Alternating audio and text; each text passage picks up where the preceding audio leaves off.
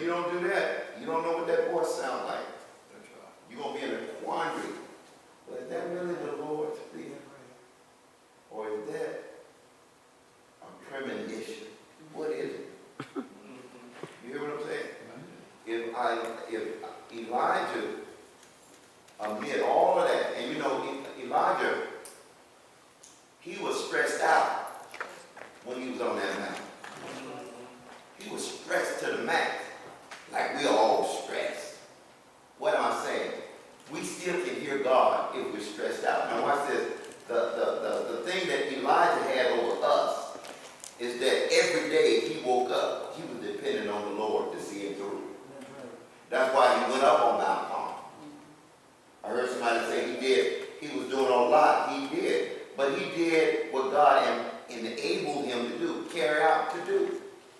That's what he did. And you're right, he got spooked by the devil. But guess what? If Satan say something in here, we all gonna be spooked. I'm just being real. You're gonna start running and freaking out. You're gonna forget. And I'm gonna use it in my testimony. I'm done. Back in 1999, my oldest daughter was killed in a crash. In my yard, I had a bus in my yard, and after she was around 9, 10 years old, I had begun to get her acclimated to drive. Well, I didn't do it on the street, but I would do it in my yard. And I put her in the car like we always do, pick her up from school, put her on the wheel.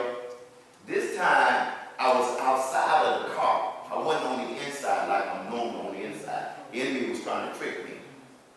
I didn't realize it at the time. And I got her up the driveway. And she got rattled. And she forgot where the brake was. She didn't hit the gas, but she forgot where the brake was. And the vehicle rolled right into the back of the bus. And it hit hard enough. It wasn't a big crash, but it hit it hard enough for the airbags to come out. And the airbag killed her. She was dead. The Holy Spirit told me she was dead. And I reached in the car and I grabbed her, and me and Mama was on the outside, and we were frantic. We didn't know what to do. We were crying. We didn't know, because I knew she was dead. Her body, her organs was doing whatever, and I had in my arm, that limp body in my arm. And I did not know the preacher who teach faith and all that. I didn't know what to do. I was moved. Yes. And the Holy Spirit spoke through my bride. And she cried out, "We have to pray." Well, I'm supposed to know that. I'm supposed to know that already. I'm leading forward. Pray. And when she said it, I connect with it right away, and we start crying out to the Lord. And about 2 or 3 minutes later, she sprung up in my arms. And she said, "I'm all right, Daddy." She said, "I'm all right." And we took her inside. I'm still freaking, you know, because I'm tripping on the fact that I didn't know what to pray. What am I saying? If Satan walked through the door, all this education, theological training, and great teaching, gonna do something different. Y'all hear what I'm saying? So Elijah, he was God's man. He didn't plan to let no woman spook him, but she did. Are you hearing me? And God did not fire him. That's right. Because Elijah had a right relationship with God. He had just proven his connectivity with God on the mountain. So we don't have to question whether or not he was in direct contact with God, that he was always talking to the Lord. We don't have to wonder about that based on the demonstration. He took a very strong position. First of all, he said, "I'm tired of all this foolishness down here. All this junk y'all talking about,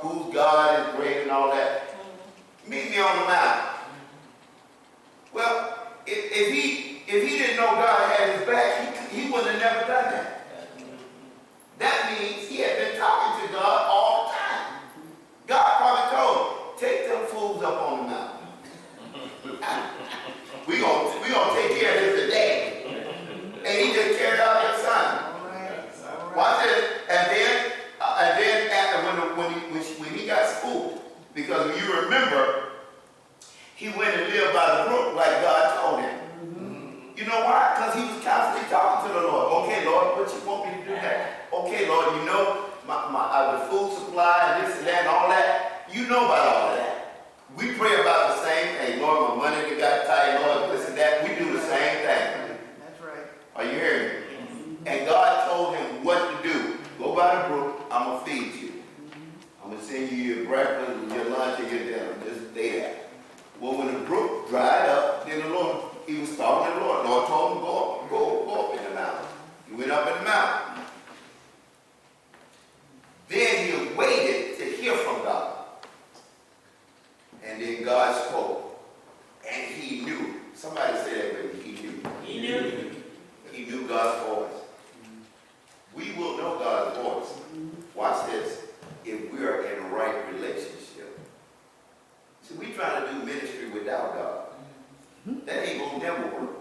That's right. We want people to buy into what we do. I'm telling you.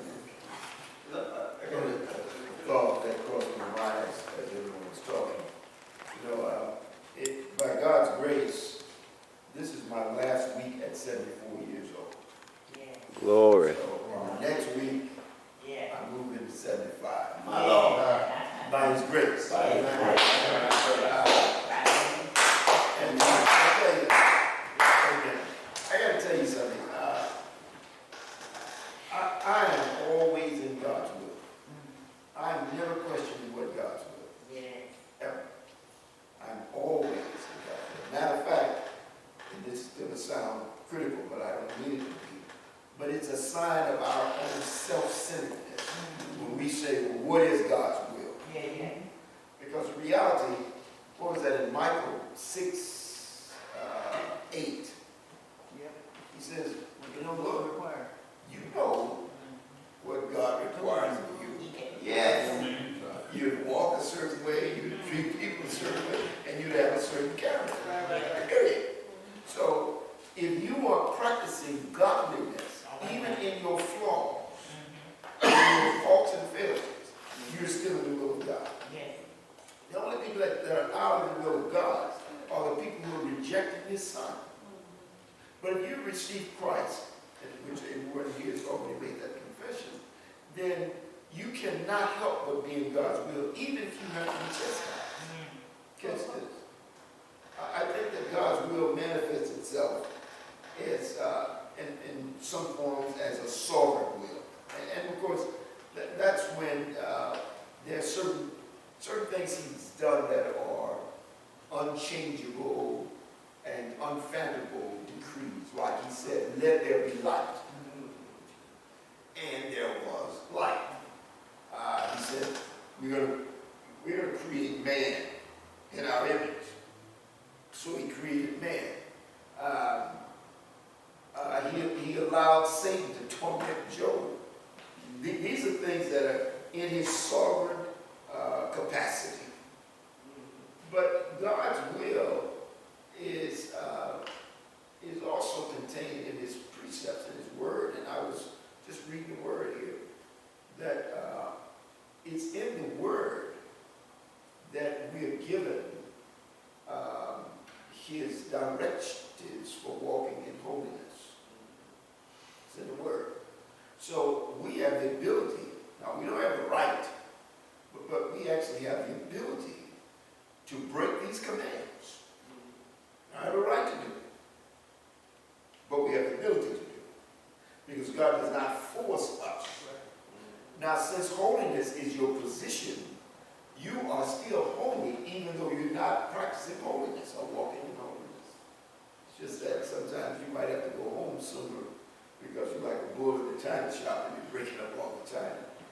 But that's His revealed will. So if you take the sovereign will, which would be His decrees, we have nothing at all to say or do about that. Nothing. Mankind has always been challenging God to try and be their own God. So when we start getting to that, how do you know God's will? Because you want to be God. That's what you have. And as I said, this is not critical. But it's in our nature, since we are created in His image. We have some God likeness in us. Believe it or not, we actually have some creative capacity within us. Now, we lost some of it when Adam fell, because we all fell in Adam. But God created us in his image. So his will is a natural part of us in holiness. Holiness to me means being connected back to God as he originally designed. And you can only get there through Jesus Christ. So in effect, the sovereign will of God is that which is unfathomable to man. We don't understand how to say, let there be light when it's total darkness. Matter of fact, we don't even know what total darkness is.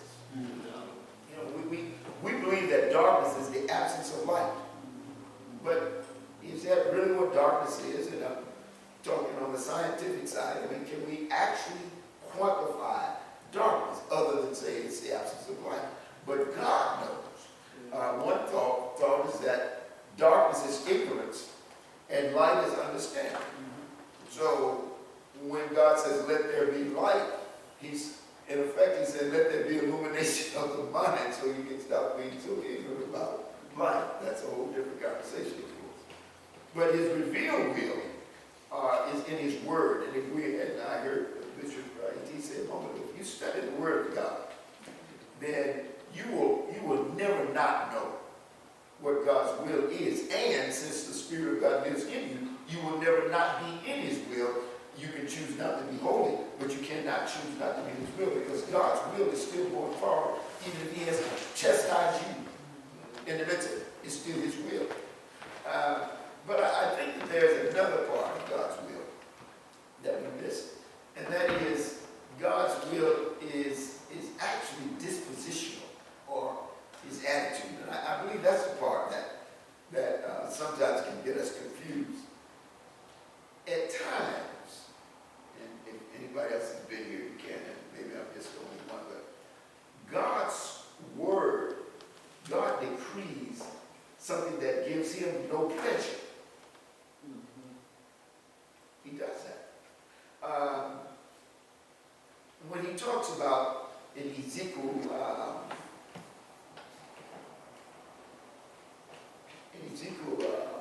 33, God talks about the death of the wicked. This is no pleasure. God doesn't desire that any person go to hell. God did not create hell for his image. So it gives him no pleasure. But that's his dispositional will. He has to operate according to his perfect justice.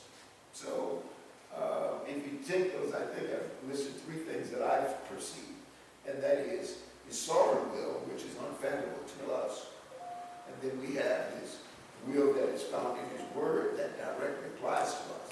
And then we have his attitude or dispositional will, which are things that displeases him, but he doesn't because he's God. So I don't see how we can ever not be in God's will unless we're not in Christ. And if we're not in Christ, we're still in God's will, because hell was created for those who reject Christ. Anyway, I appreciate hearing all the content. Amen. God says we close out this very wonderful discussion. Amen. Amen. Amen. I guess one thing that I should say as we go on to the next thing is, I have a God that never fails. I have a God that never fails. I have a God that never fails. He never fails. He never fails forevermore. And I think that from everything that we discussed, we know that our God never fails. No matter what it is, no matter what's broken, no matter what's going on in our life, no matter where we are positionally in our lives, we should know that we serve a God that never fails. We serve a God that never fails. We serve a God that never fails. He never fails. He never fails forevermore. Amen. Amen. Yeah. Amen. Amen. Jesus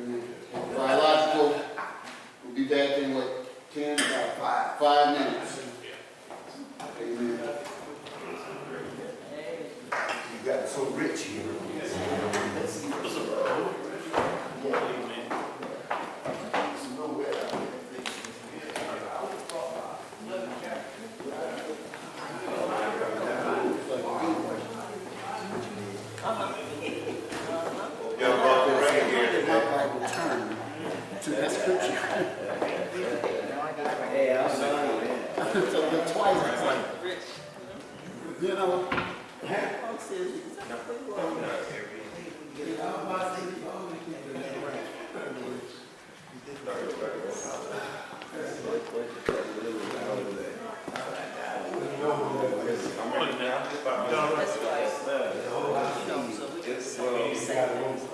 There's another guy that has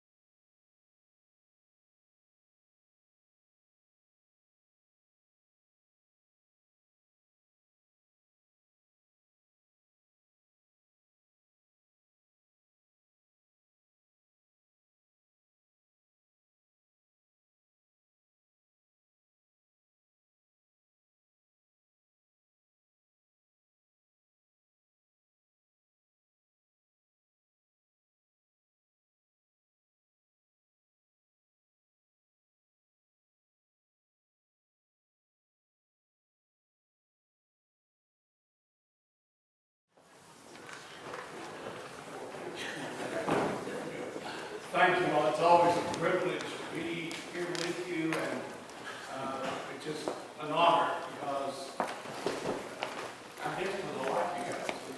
Yeah. Amen. Thank you for the discussion we had earlier. Sometimes you learn more doing that than you do somebody just straight doing pizza. So I'm going to leave the room to this, but I want to open with prayer just for a moment. Well, Father, we do just come to you in the mighty name of our Lord Jesus. I ask that you to guide and direct every word that I would say.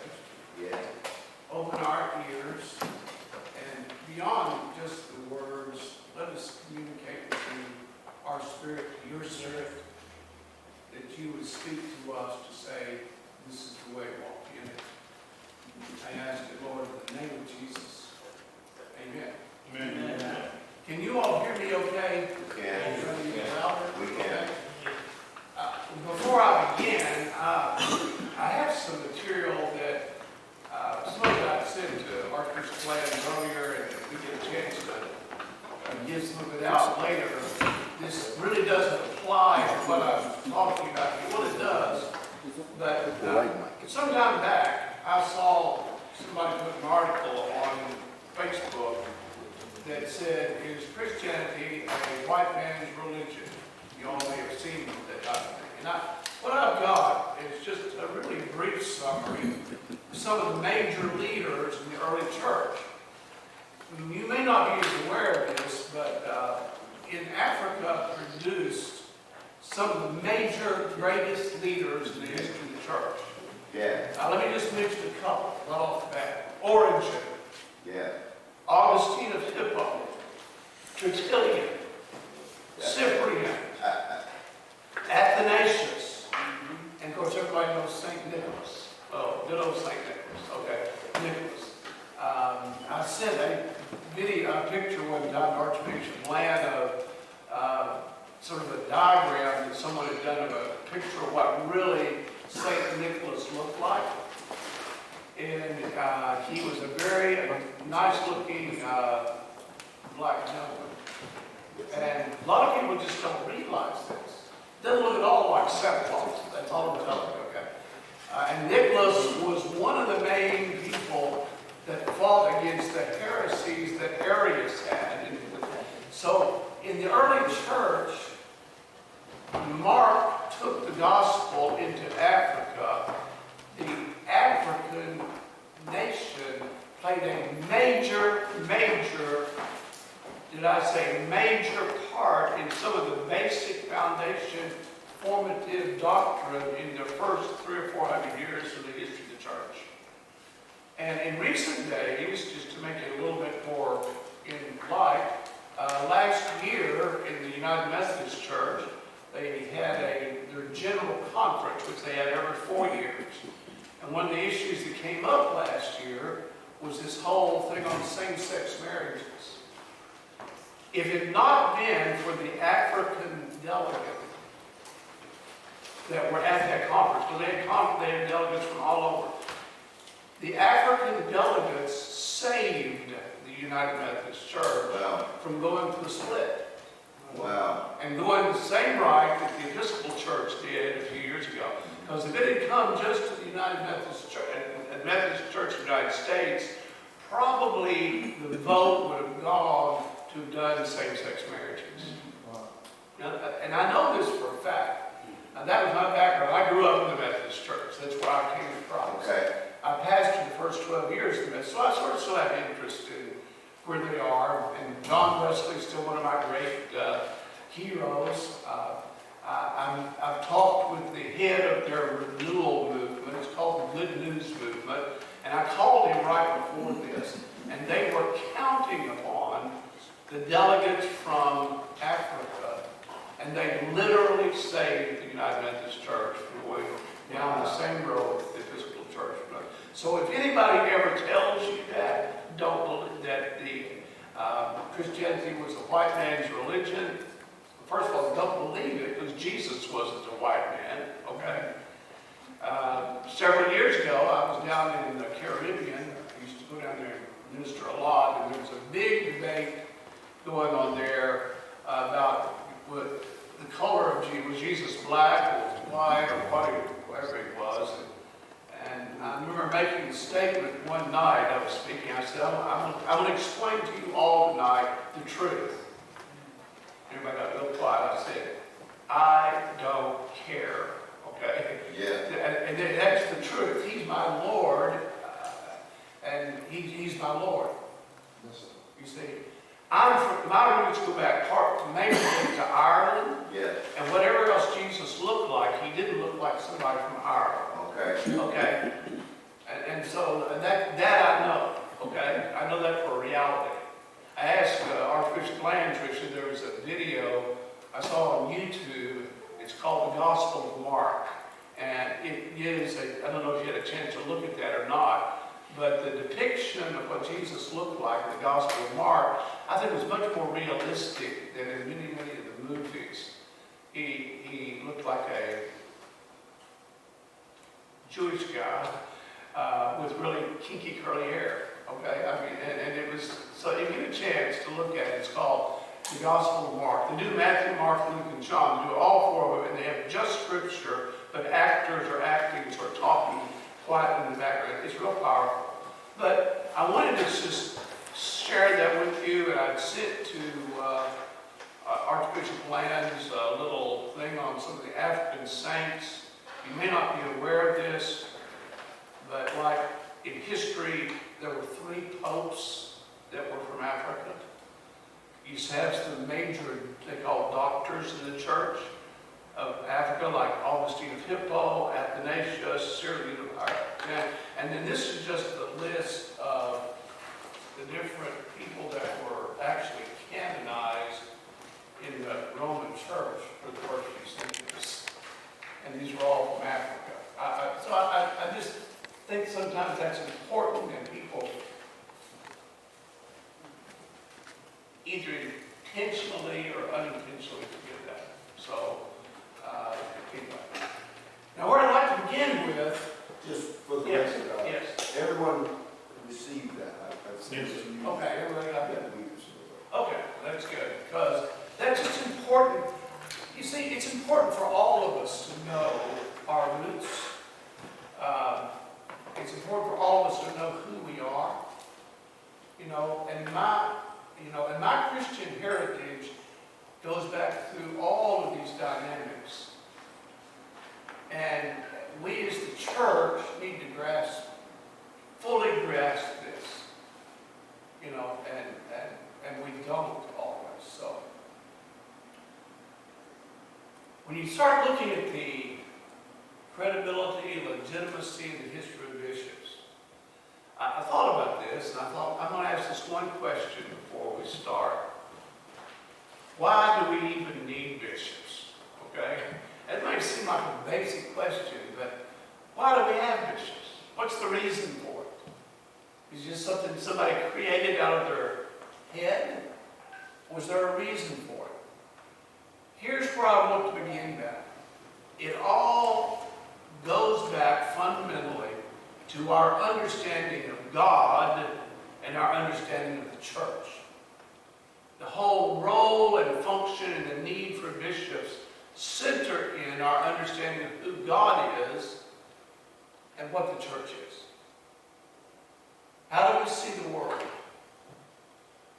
Any of you that have done any science, study on science and does any brain science, we talk about having 2 hemispheres of our brain. We have our left hemisphere, which is all the analytical, it's all the stuff that we do mathematics with, or we try to understand things with. We understand like a tree, we study what a tree is.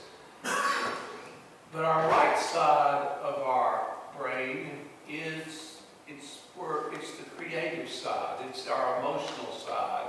I think it's even where part of our spiritual side is.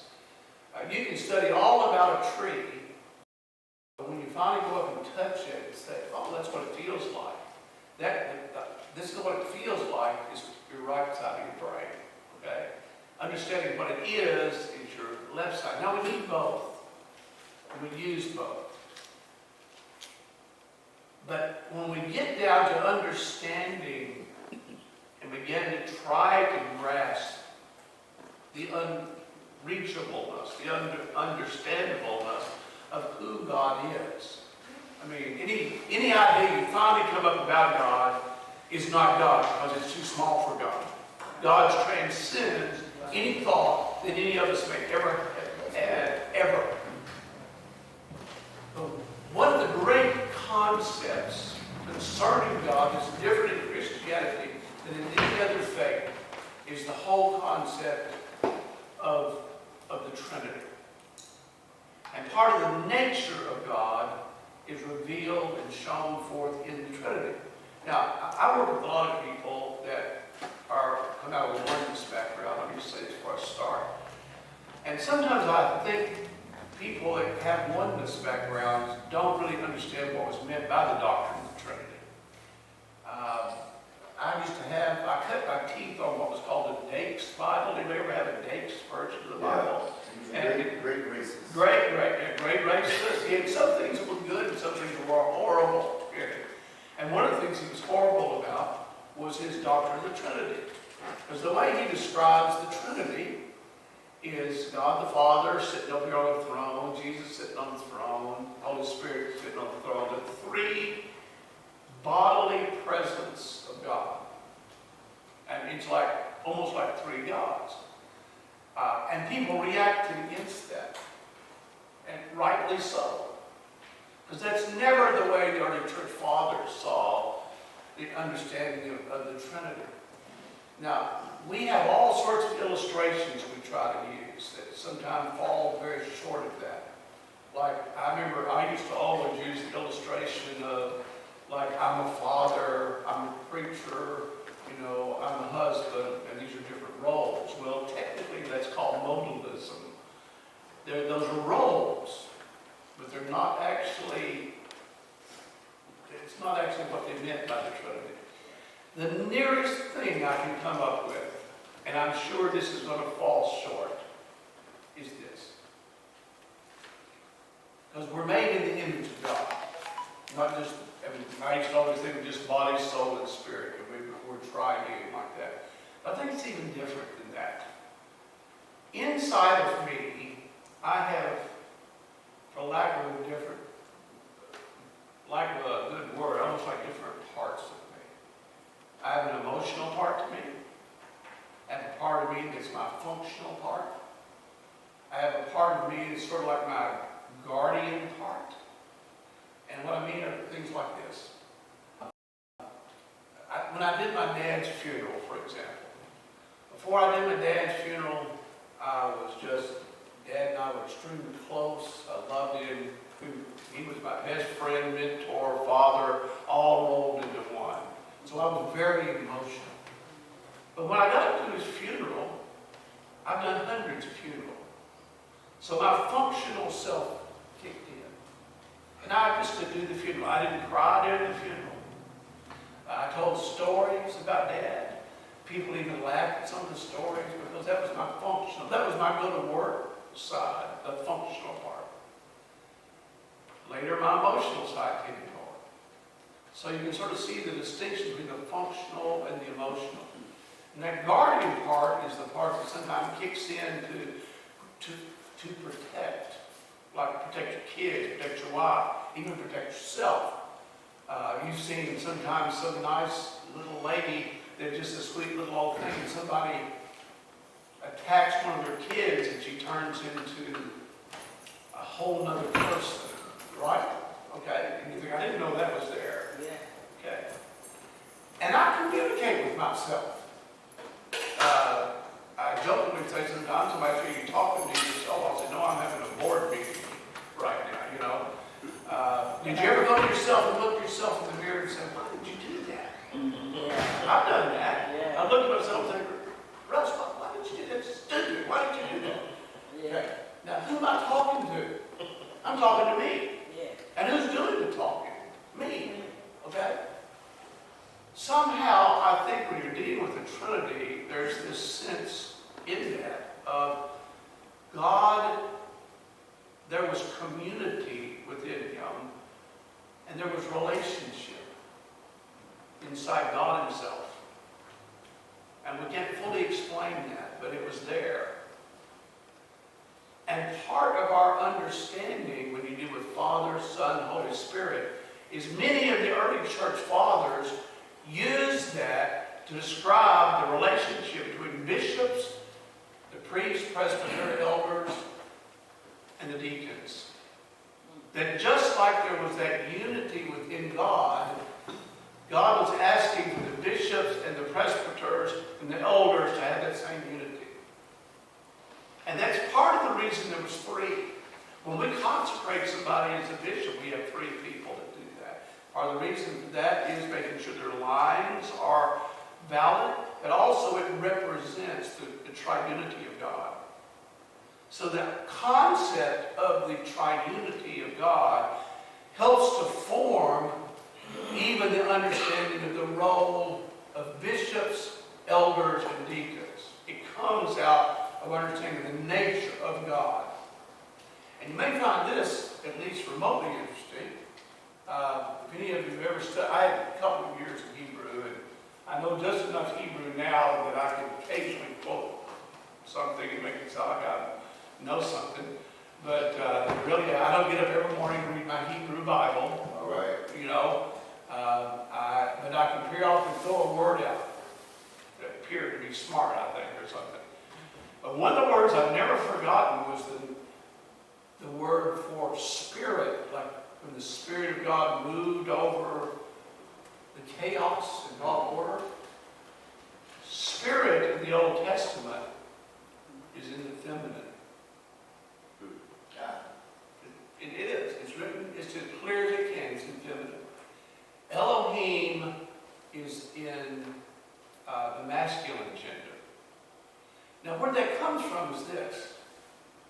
All of male and femaleness originates in God. When God said in the beginning, let us create man in our own image and so forth, male and female created he them. Male and femaleness reflects part of the very nature of God. Now that's sort of transforming for some people if they have their minds around that, because both male and femaleness reflect part of the nature of God. And also, maybe has an impact on how we look at leadership. Some people that get all paranoid about women in leadership, I think they don't have the full understanding of what even the whole triunity of God's about. And the Spirit is actually referred to as Ruach. Because within the Godhead, you have this dynamic going on of Father, Ruach, and then the eternal Son. And the eternal Son, which was fleshed out, was the Logos, was fleshed out in the person of Jesus.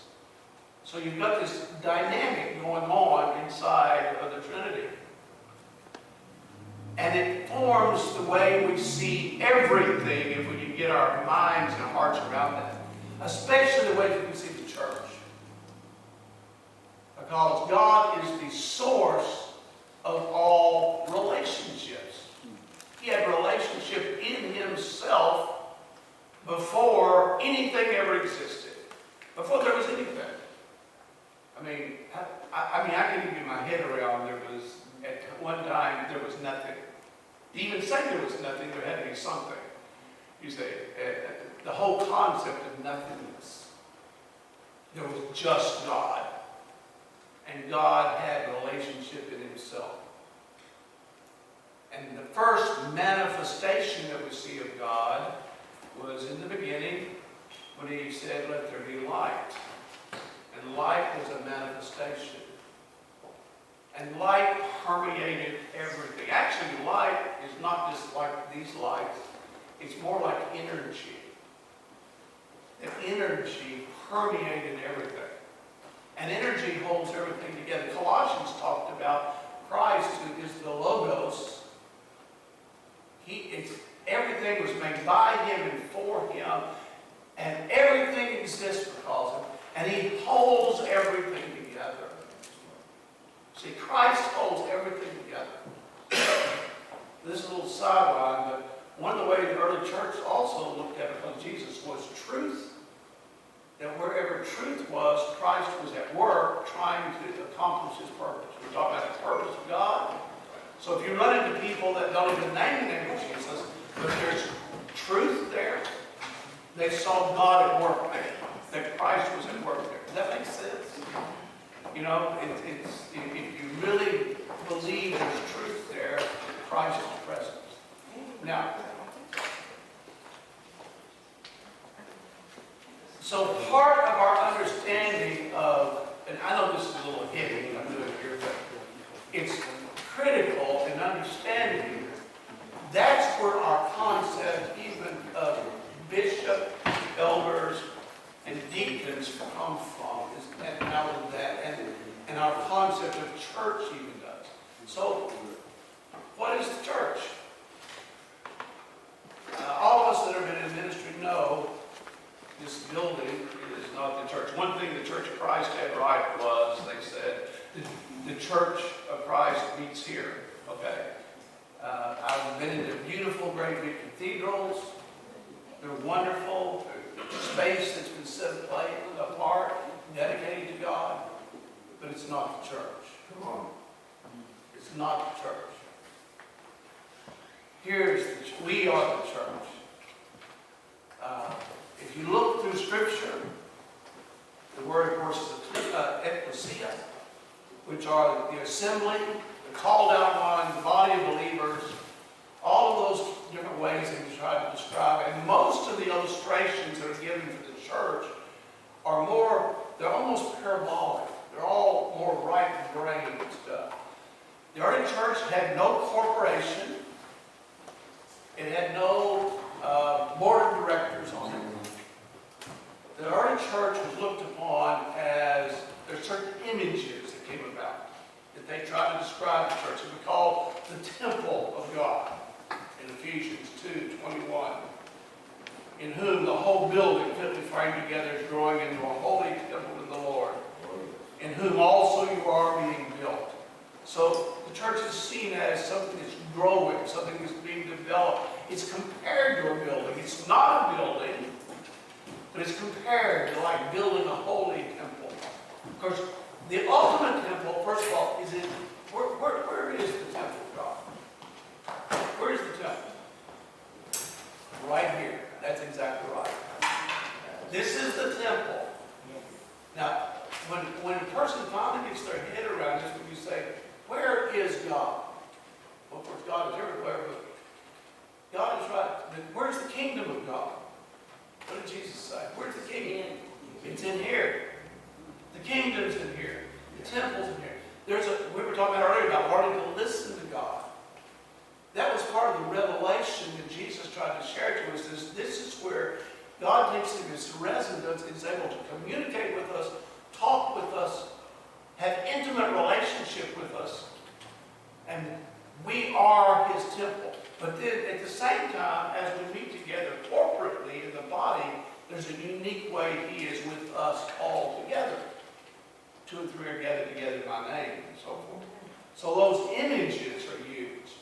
It's not so much just a definition of the church, it's more an image that we try to get in our mind. And then the church is called, this is probably my favorite, and I know it is for Archbishop McClanahan, the church is referred to as a family. The church is a family. It's the household of God. Ephesians 2:19, Paul states, so then you are no longer strangers and aliens, but fellow citizens of the same, and you are the household of God. John 1:12, but as to all that received him, he gave them the right to be children of God. Right. Who believe in his name. Romans 8, you read through the whole thing, and we're given the honor and the privilege of calling God Abba. And Abba means it is actually the word that babies say, just like we say dad. It was like Abba. You can hear the simplicity of it. Of that, you're my very own dad. You know, I never called anybody daddy or dad, but my daddy. Okay? You know, I called him Dad later or so forth, but when I was little, he was Dad. You know, God is my Dad, okay? It's that intimacy, that closeness that we have. And we're a family. And it's also, the church is referred to as the bride of Christ. I mean, these are all almost mystical examples where God tries to show us it's the close intimacy that a husband and a wife can only have together, that Christ has with the church, with the bride, and so forth. Now, what does that all have to do with bishops? Okay? The early church fathers, as I said, compared the relationship that God had with Himself, Father, Son, and Holy Spirit, to the kind of relationships we're supposed to have as leaders. Okay? Now, anybody that's been in church very long and been around ministry very long often knows that's not how we are. I can say this in all sincerity.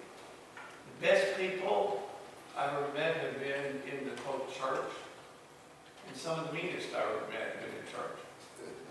You know, I've met people that that would hurt me. Some that have tried to hurt me. That the worst thing I ever did to was baptize them. They'd walk across the street and not speak to me. And you all have had that happen. The greatest wounds that sometimes we as the ministry experience are people in the church. You know, I don't expect the world to act any differently. I got people, the world's big bad to me, and I just sort of go, well, it rolls off of it. But when people in the church do it, it hurts. And I think most people called into ministry, that's it. It hurts. God calls us to be in relationship, real, genuine, serious relationship with each other. And to really be able to express, our relationship should express the nature of God. And as bishops, we're supposed to reflect that to the world. We're supposed to show forth the relationship of what Christ has to the church. And we're supposed to show forth what it's like in the body itself. Because, see, if our understanding, and in America, I think this is true, we begin to think of church, we may not verbalize this, but inside we think of church more like a corporation. Who's president of the corporation? Who's on the board of directors of the corporation? How do you run the corporation? How do you do that? And I'm not taking away from organization, but we're a family. And you deal with family different than you do people in corporations. That's true. See? My kids can do some stuff that are really bad stuff. And I might be mad at them. I might discipline them. I might do whatever, but I don't throw them out of the family. I try to see how do we resolve this. I'm not saying they can never do something to be so bad, but to actually excommunicate someone from my family, it would take a lot, you see. Rather than just shaking the dust off of me, it would take a lot. Any of you that got kids know this, right? Yeah. That doesn't mean it can't happen. But if you're dealing with just a corporation, if you don't toe the line, do just exactly right, then you're out. And we in America, at least at times, have a corporation mentality about the church, rather than a family mentality about the church. And that's a very serious issue. And as a family, we need mom and dads. And if I had to sum up what I think the primary role of a bishop is, it's you're either the spiritual dad or spiritual mom. I've had people ask me, what's your real job? I said, look, I had spiritual dad. But after it's all said and done, that's my main role. Being able to walk through stuff with people, being there for them, being concerned about them, trying to mentor them, trying to educate, trying to bring them up, like you do your own children. We as bishops are called to be the spiritual dads and moms in the church. And that's how the early church looked upon the bishops. After it's all said and done, that's what they were. They weren't just people that were authoritarians. They weren't just people that dropped the hammer on people. They were the people that were the loving, caring examples of the triune God, and trying to reflect that as they led the church through horrible persecution.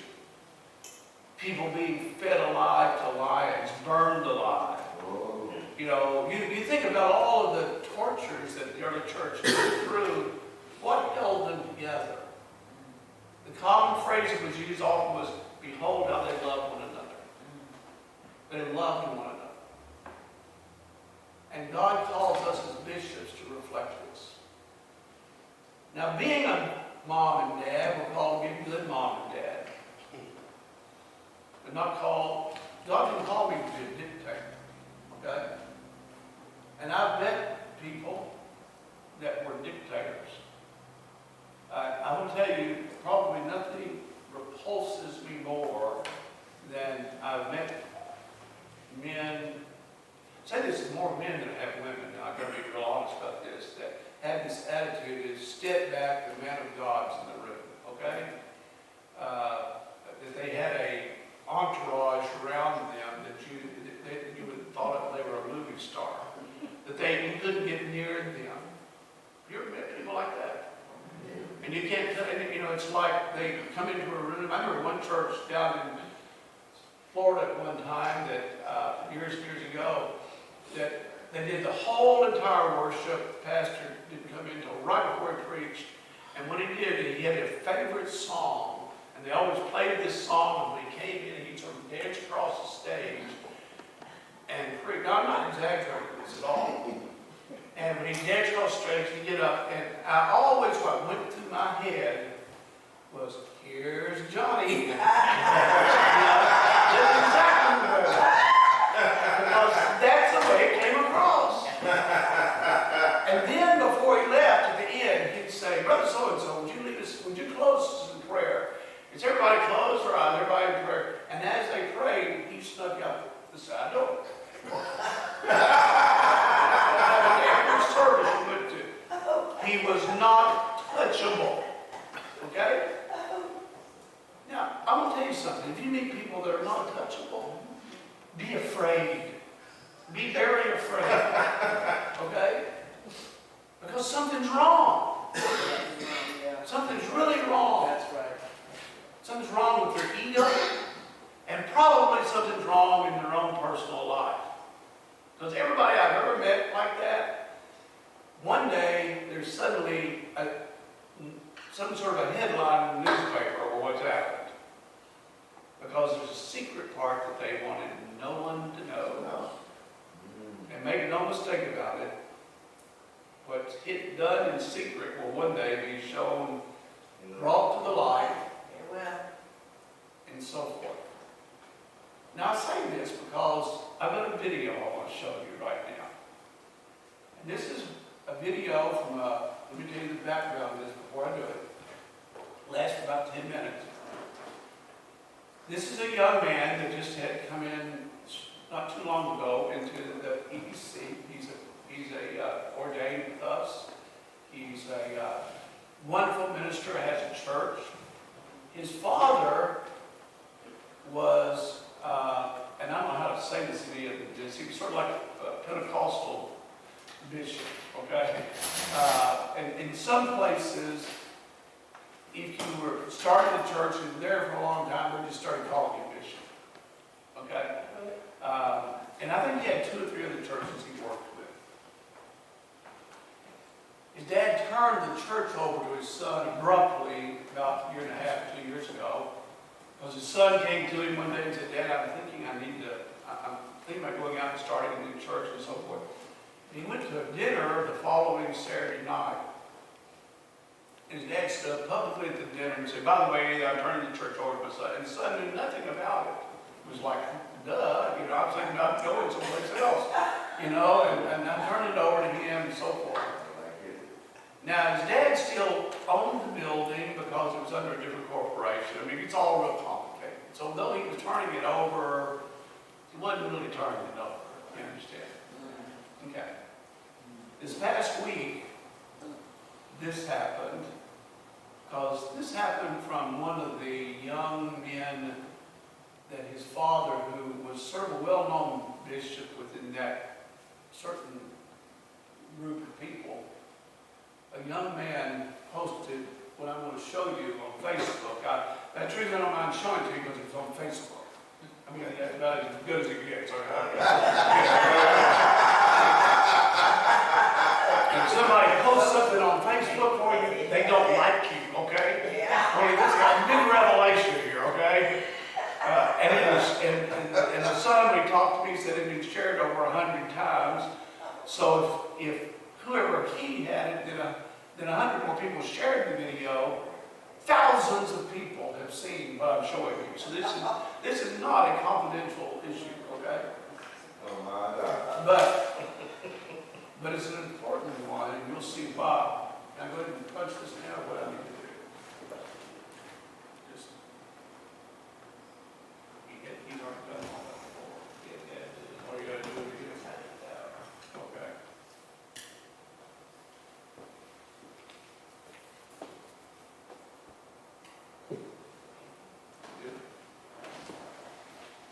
If you hold it sideways, it'll go full screen. Okay.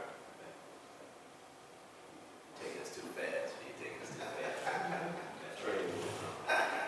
All right. Ready to go? Okay. I don't hear any sound. Oh, I know why I don't. I got it on mute. Excuse me. Maybe I can start this over. Still not. Excuse me. I still don't get it. Hold on. Is a type of social influence that aims to change And what did it? others through indirect, deceptive, or underhanded tactics. By advancing the interests of the manipulator, often at the other's expense. Such methods could be considered exploitative or devious. In the last few years, especially since the Me Too movement, we've had a huge number of people around the world, and also in America, rectifying and calling out the injustices of their past and demanding change while holding their former perpetrators accountable.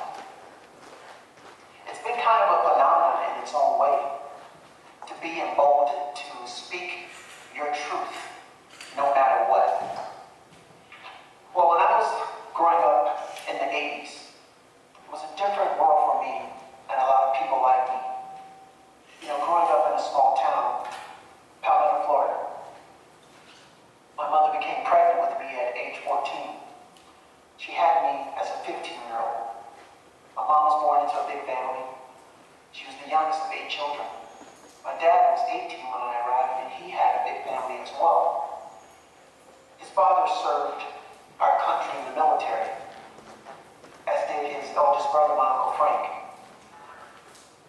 My dad wanted a better life for us, so he went into the military to fight for our country and to secure financial assistance for his son, who was on the way, and his teenage sweetheart, who he eventually wanted to marry. My dad, his life was cut short. He died in the Army 2 weeks after returning home from leave, or returning from leave back to the military. We were told it was pneumonia that claimed his life. He was only 23 years old. And the crazy part about it is that my dad was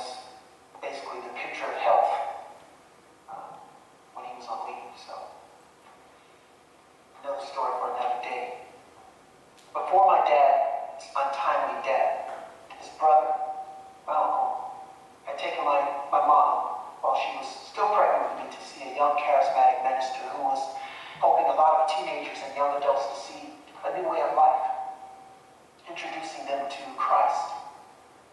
This young man would become my godfather and would go on to influence my life as well as the life of a lot of people around the world through his ministry of music, song, healing, and academics. So you have to imagine being raised in this environment was different for sure, but I didn't know it at the time. What I did feel at the time was hope. It was aspirational for a kid who had big dreams, you know. As a 9-year-old, I wanted to be a singer, model, and an actor. All things entertainment. Making others happy was something that gave me a lot of joy. A lot of joy. My travels versus those who lived around me at that time were vastly different. And I had what was considered a liberal arts education. It was also impressed upon me that the world was bigger than my problems. You know, help someone else. Don't think about yourself. Be selfless. Because, hey, it's not about you, it's about helping others. Those principles were always instilled to me. And looking back, I mean, they seem pretty lofty, right? But I felt that it was something worth attaining. You add to that a school on wheels, travels around the globe by the time I'm 14 years old. I traveled around the U.S., Africa, and Europe. With all these things happening, I didn't know I was being groomed for the biggest manipulation of my life. So big that I didn't realize, I didn't really recognize it and call it for what it was until this year, 2019. I was always told to know is to do.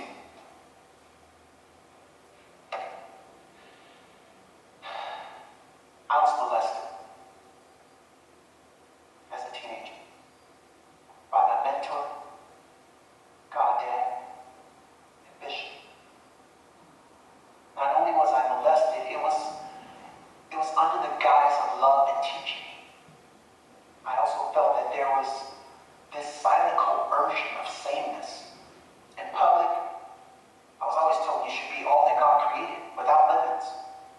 But in private, I'm to assimilate my ideas and conform to what the good bishop wants, whenever he wants.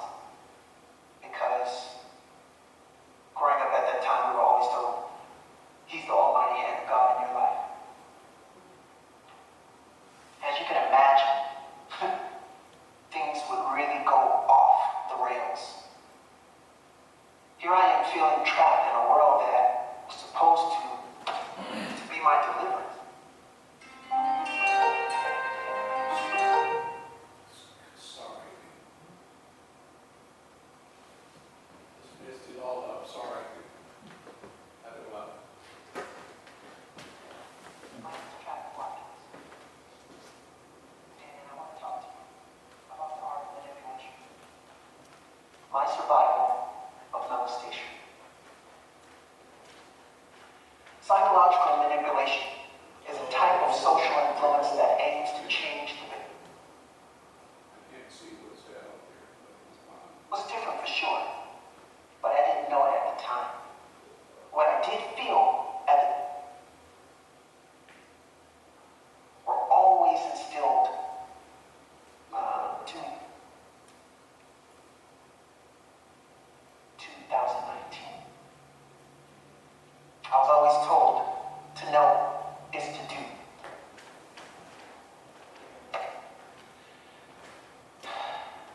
I was molested as a teenager by my mentor, goddad, bishop. Not only was I molested, it was under the guise of love and teaching. I also felt that there was this silent coercion of sameness. In public, I was always told you should be all that God created, without limits. But in private, I'm to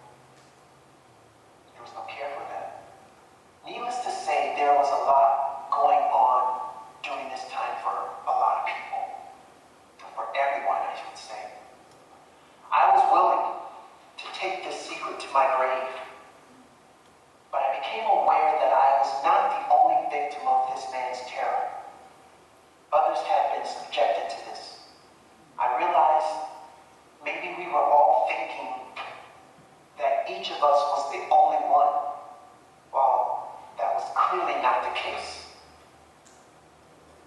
The goal, to manipulate in the name of good, and to mentally lock someone in a jail of their mind with the same feedback loop of, how did I get here? And when will it end? God, today it's completely daunting. My reason for sharing this is to inform those who may have seen me growing up and they were thinking, gee, Chadwick has had a great shot. What happened? Well, I started seeing a wonderful therapist this year. And for the first time, I spoke about being molested, as well as a host of other things. What I came to realize is the manipulation has caused me to second guess every person that comes into my life, and to at times scrutinize their intentions within myself, and to keep a certain distance emotionally. And so, when you do that emotionally, you hurt your own self. Because I didn't want to be manipulated again, as I had done before, as had been done before.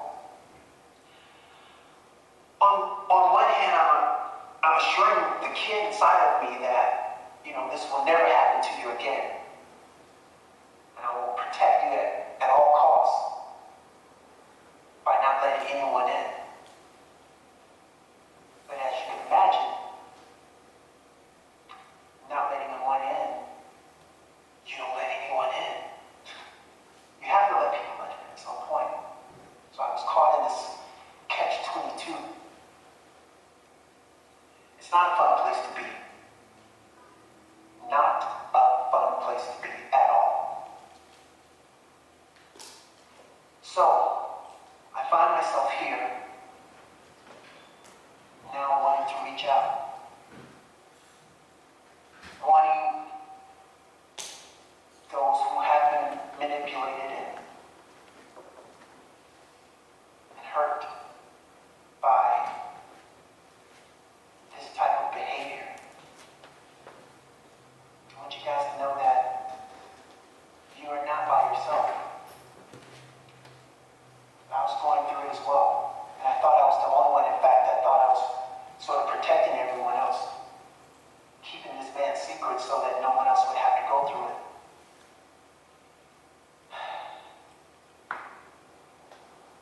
That wasn't the case either. I'm sorry it happened. I'm sorry it happened to all of us. And I just want you guys to know, whoever you are out there, that I'm here. Everything. And my prayers are for you, for all of us. For all of those who are suffering in the Me Too movement that have not been able to get their story out and to talk about it for their own sanity. As a person who always wanted to stay private, I was taught that, from a young age, to compartmentalize life. While those may have been great attributes, the bottom line is that there's hope for all of us. Talk, let someone know. I'm here. Okay? I'm here. And I'm reaching out. Love you guys. Okay, that's it. Okay. Now, why did I show that? First Timothy chapter 3 says, this is saying is trustworthy. If anyone desires to be a bishop, he desires a noble work. One. An overseer, therefore, must be above reproach, a husband of one wife, self-controlled, sensible, respectable, hospitable, able to teach, not an excessive drinker, not a bully, but gentle, not quarrelsome, not greedy. He must manage his own household completely and have his children under control. dignity. If anyone does not know how to manage his own household, how will he take care of the church? He must not be a new convert, that he might become conceited and incur the same condemnation as the devil. Furthermore, he must have a good reputation among the outsiders, so he does not fall into disgrace in the devil's trap. Now please note, both there and in Titus, he says nothing about anybody's education, their wealth, their status in society, but it has all to do with their character. Okay? I mean, these are basic stuff. He needs to be a good guy or a good woman. Doesn't drink too much. Is not stupid about how he spends his money. Treats his family well. Loves his family. He has a good reputation without. And the reason I showed this is I read recently some horrifying statistics that I want to tell you all about. This comes from very reputable, it's not somebody that's on a trip trying to destroy or hurt anybody, but they said, these are the statistics. Over 68% of the men in church watch pornography regularly. It's not outside the church, but in the church. 50% of the pastors do. 76% of youth between 18 and 24. And 33% of women under 25. Only 7% of pastors say they have a program in their church that tries to address this issue. 55% of the married men and 25% of married women say they watch pornography at least once a month. According also to the same statistics, over 40% of men involved, or people involved in ministry, have had extramarital affairs with people in their church. Get that, 40%. And that's just the people who are being honest, okay? Now, this is, I don't even know, sometimes know how to approach this. And we all get mad at in the Roman Catholics, you know, they had all the scandal came out with all the pedophilia and all like this. But trust me, we Protestants have our side too. And the horror of it is, the reason I wanted to show this young man, is here was a young man, and I'm walking through this right now with the son of the guy that was the bishop. Okay? And how he's dealing with it. How their whole church is dealing with it. Because this man is 70 years old. And this now comes out. I'm going to give you a hint. You need to finish well. Okay? Don't do something so dumb and so stupid and so sinful that you destroy your life. Come on. You know, and that's just a fact. It will destroy your life. Yes. I know, I know people, and I've dealt with this so much. There's people get lonely in ministry. They feel like they're alone. They feel like they're fighting the devil constantly. Sometimes fighting people. And they drink too much. They get involved in sexual stuff. And they ruin their lives. I'm in Tallahassee right now, one of the biggest churches in Tallahassee there. They just built a new building and they paid, I think it was almost $10 million for the building and paid for it debt-free. Pastor had been there 24 years. And it just came out this past summer. He was one of the best preachers I've ever heard. I go to his church and I remember shaking hands with him every time I go out. I said, there's about 10 people that are pastors that speak to my spirit, and you're one of them. He just, and this past summer, when he was on a short-term sabbatical, it came out that some of the very young men he was training for ministry, he had become involved with them in a similar way. It's called grooming, where you groom people. Now the church dismissed him and all of this, but it's been a major scandal for the church in Tallahassee. Because the paradox was, this was one of the big guys that came out so strongly against the issue of homosexuality and same-sex marriage. He was the guy that was the leader, fighting that fight. And you find out there were at least a handful of young men that he had groomed himself. You know, I believe in fighting sin, don't misunderstand me. But I do get scared sometimes with some people that all they harp on is a certain area.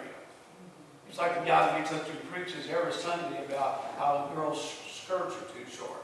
Yeah. You know, he does it every week. You know, if you women just would wear longer skirts, you wouldn't be such a temptation to everybody. You find out about a year or two later he runs off with one of those ladies. Okay? Sometimes people reveal themselves when they're doing this. They do indeed. Okay? You know, understand that sometimes they look like a great person on a like a person that was a knight in shining armor for an issue, and really their armor is just trying to cover up their own stuff. But God calls us as missionaries to live a life of holiness. Indeed. And I don't mean weirdness. I mean normal stuff. I don't mean that you have to look like John the Baptist. Somebody might, that's okay. But we're called to be good people. Be in a good relationship with your wife, your kids. And when you're having struggles, go work it out. You have to go to a therapist, go to a therapist. Do not ruin your life, the life of somebody else like this young man, because you decided to go have an affair with somebody. Now, as straight up as I can say this. Because I'm going to tell you, no matter how much you think it's hidden, it will come out. Yes. Amen. It has to. And don't think just because, and see, here's the thing, when I was growing up, I'm talking about pornography. When I was growing up, if somebody's having to buy a Playboy magazine, which is like nothing now, okay, compared to some stuff, you had to walk up to a counter and make sure nobody was looking at you and say, "Can I get Playboy magazine?" Okay, like that. And they had to reach under the counter and get it down, pull it up, and give it to you, right? There was some accountability even there. There is no accountability now. I can find more stuff right here on my phone than I ever dreamed about in any Playboy magazine. Okay? Because that's the nature of the world we live in right now. So when you're hearing these statistics about 68% of the men and all this kind of stuff watch pornography, they're not going down and buying a magazine at the local adult magazine store. They're using this. Okay? They're using their computer. What was that one movie made out called Fireproof or something a few years ago? It was a Christian movie. And it was dealing with, and one of the things the guy had to do finally took his computer and threw it away. Okay? Sometimes I need to throw it away. I have known at least a half dozen ministers that got fired from their church because somebody checked the computer at the church.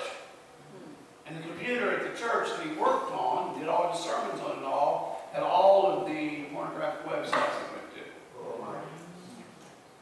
Now, get a grip.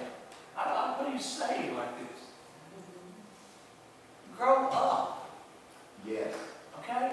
Stop being your teenage person. Okay? You're called to be a man and a woman of God. And if you struggle with it, go talk to somebody. Be honest with somebody. They've got places you can go and talk to people.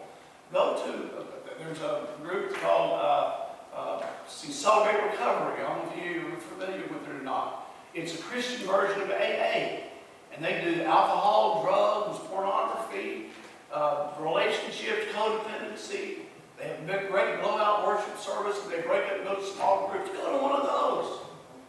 Go someplace and find somebody you can talk to. Because if you don't, it will kill you. Yes. Any hope you have of any ministry, or when you get to be a really, really old man, and they say, oh, wait, do you know this about Brother so-and-so, or Bishop so-and-so? I think I'll put a video of him on Facebook. I don't know how you feel if that was one of the guys that I worked with, but I'd want to crawl out. I'd be suicidal, okay? And I don't doubt that he might be.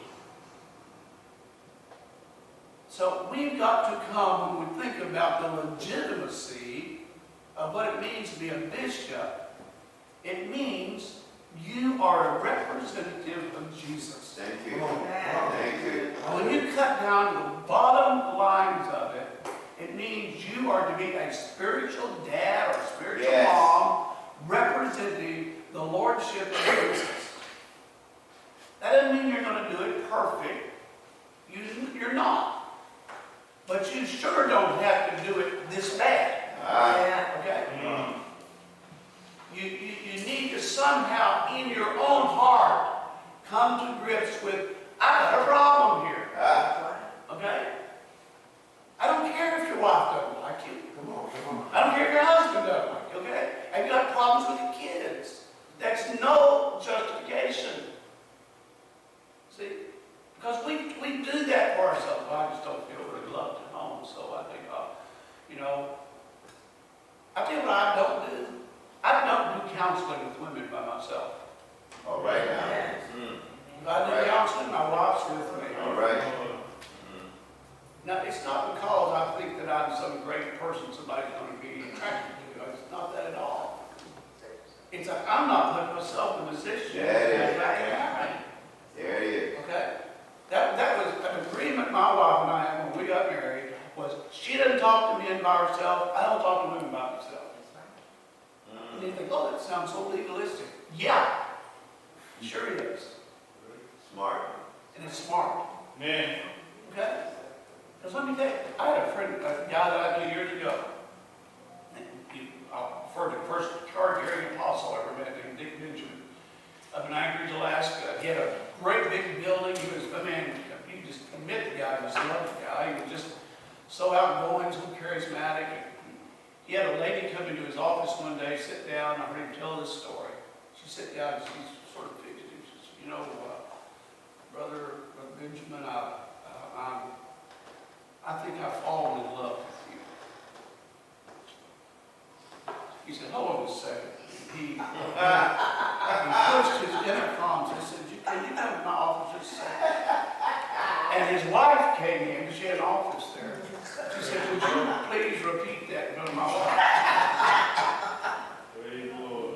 And I asked him, I said, well, what happened? Did she leave the church? He said, yes. And I was glad she did.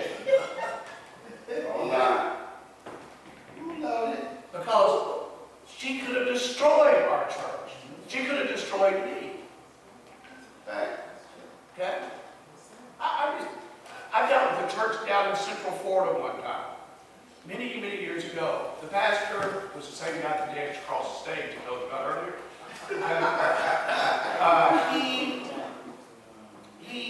He was married to a lady that, if you asked him what he thought of his wife, he'd always say she's a mean woman. We got to know where she kind of was, okay. But anyway, but nevertheless, there was this really attractive lady that worked on staff that he spent a lot of time with. And he had an affair with her. And to cover up the affair, he actually married her to another man in the church so people wouldn't suspect they were having an affair. He wrote out, you don't read, this sounds like we're reading books, but it's really the truth. He wrote out a marriage marriage license for the two of them and signed it because they were spiritually married. Here was his logic. You know, marriages are made in heaven. Everybody said, yeah, that sounds good. God's like a perfect person for you, Dr. Yeah, that sounds good. Well, the one I'm married to now just didn't, I married the wrong one. That one who God had picked up. This new and better version is the one God really had picked up. I'm not joking. Now, the person she married suspected this, so he hires a private detective. And the private detective has pictures of everything. And them on the beach, you know, being all involved, okay? He brought it back to the leaders, gave it to the elders. At this point, it's about the time out, they asked me to come down. And they looked at it and they said, we don't really believe this. We think it's all of the devil. It's a lie of the devil. You know, that's the very thing that the board of this, the boy you just watched showed this up there, when there were several of the guys, when his young son went to the board to talk to the board, they wanted to dismiss him, they said it's a lie of the devil. It's the devil trying to destroy it.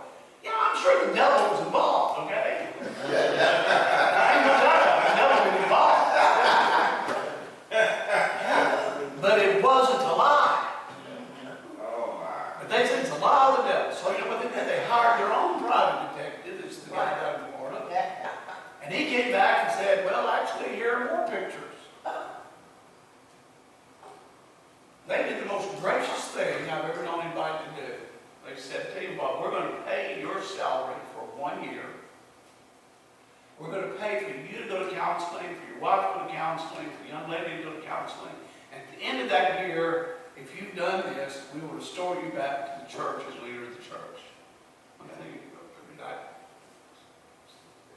that's the most gracious thing I could ever hear anybody do. And you know what he did? No. Because you can't survive without me. You talk about ego and pride. I'm God's man here, and the church won't make it without me. And you know what they said? Hide and watch. Okay? And they let him go. And he never, ever recovered from it. And to show you how there's a spirit involved in all this, wasn't a year later, the young man that took over the church called me up and had almost the identical, not the identical story, he had enough sense to call and talk to him about it. He said, I've got a young lady in the church now that thinks she's in love with me and she's going to marry me. I don't know what to do. I got on an airplane in Kentucky and flew down there, met in his office with him, his wife, and the young lady. And after a long discussion, he said, so what are we going to do? I said, well, I'm going to ask the most important person in this room what to do. I looked at his wife. I said, what do you think we ought to do? And she said, she needs to go. And I said, you know what? I agree with his wife. You need to leave. Just be out. She said, I'm not leaving. I'm not going to leave the church. That's where God put me. I'm going to stay right here. I said, then let me explain to you what's going to happen. Okay? If you decide to stay, I'm going to stand up in the pulpit. I'm going to tell everybody what's happened. I'm going to tell them your attitude with this. And we're going to remove you from the church publicly. And we're going to call the police and say, if you ever come back in here again, we're going to have you arrested. Do you understand this? And she understood that. And so she left. And I believe it saved the whole church. And it happened to the church twice in a matter of 2 years. It probably just closed up shop. But he had enough sense to say, I don't know what to do. What do I do? Not that I had no sense about it, but I just thought, what do you think we ought to do, wife? And what do you think she said? I think she ought to go. Of course she did. So I've been thankful her wife didn't punch her. Okay?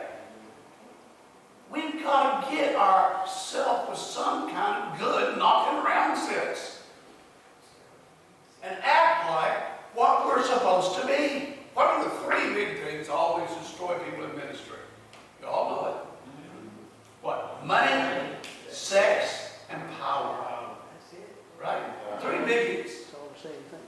Money, sex, and power. And I've come to believe they all are the latter. Power. Money's power. And I'm going to tell you this, when people become involved in sexual situations just like this, it's power. It's power over a person. It's power and control over a person. You know, and I can tell you this, having been a counselor, was program director for an alcohol and drug program, and then when I was in Memphis, I was the Christian counselor on staff for the Employee Assistance Program for Federal Express. As a counselor, if you get involved with a client, you not only lose your license, you go to jail. And somehow we don't think that's true in the church. But it is just as, if you heard this young man, the damage that it did to him, to think that here was the guy that was the voice of God into your life.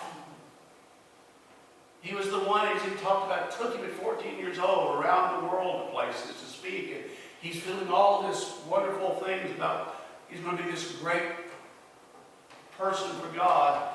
And then he ends up sexually involved with him. There's probably nothing worse in the world he could have done to him. It almost been that he could have done to him. Because he's trapped. You're talking about the cage of his mind. He couldn't have a relationship with people, couldn't trust people. The long-term effect of this is unbelievable. Several years ago, you may have heard the Archbishop McClanahan. I read a letter from a lady up in Tallahassee that my wife and I did counseling with that became involved in an affair with her pastor. And I mean, she fell head over heels in love with the guy. She talked to me when she was just near him. It would take her breath away and so forth. In a full-blown affair. She lost her family over it. The pastor's wife found out about it, and they were able to work some things out. He left that church and went to another church. But to this day, and it's probably been 15 years, this girl's life is just like this. Up and down, up and down. She goes from one guy to another guy to another guy. She's always looking for love in all the wrong places. And it all goes back to that dynamic. Something deeply was crushed in her. Trust in men. Trust in men of God. Because she trusted him as a man of God. I want you to take this with the uttermost seriousness. And when I think about the legitimacy of being a bishop, you destroy your legitimacy. Please do, everybody, if you can't get away from that, do everybody a favor and take that off. Okay? Do yourself a favor. Yes. Because when you walk in and look at yourself in the mirror, you know you're mad at yourself. You know you don't like yourself in that. Oh, man. No. You know the agony of that. You can get right with God with this, but you probably need somebody to work with you to help you get through it. And do it before you destroy yourself, your family, and the whole church. Yes, sir. Okay. I have a question. Yes, I'll stop. Now, What recommendation would you give to pastors or bishops when they suspect that a member has an infatuation, for the lack of a better word, with them that goes beyond the pastor or the bishop? You know, they suspect some romantic interest. So what recommendation do you get? that's an excellent question. And I know there's a really quick answer to it. The first thing I would say was don't encourage it in any way. Like, don't call them. They don't become your prayer partner. You know? But this is what I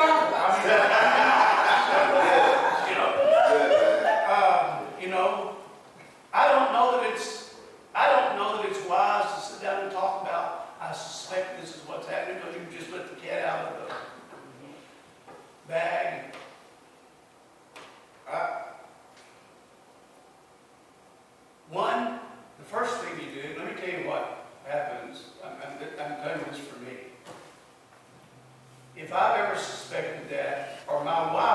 were suspecting somebody was, and my wife's a beautiful woman, and she, everything that's ever happened, she tells me. And that's a really truth. Now, I mean, that we have enough of a close relationship, she'd say, I feel uncomfortable with that person.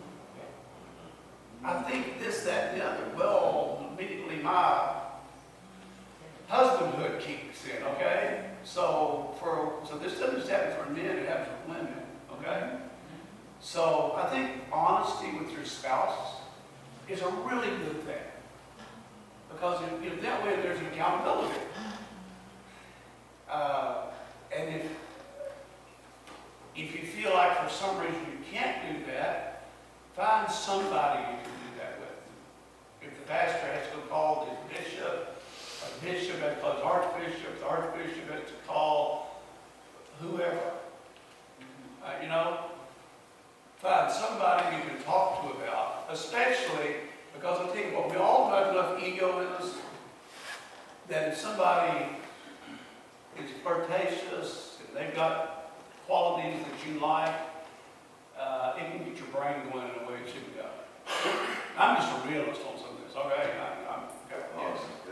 Yeah. I had an encounter, and I'll tell you how it goes. Okay. There's this young lady, she's a doctor, she's a member of our church.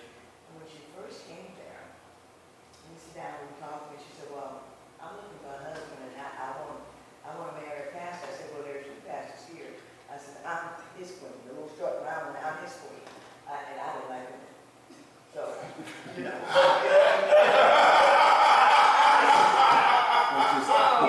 Shut that down. Yeah, so maybe she needs to go to another church, and he won't find her here. Well, that's good. Right on.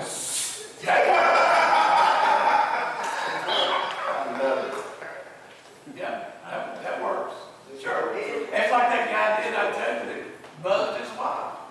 He said, would you say it from her wife? She left. She didn't have that lady in the back anymore.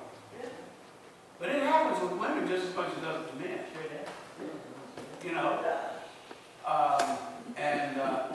Now, what's a woman supposed to do if she feels like the pastor is working with her? Okay?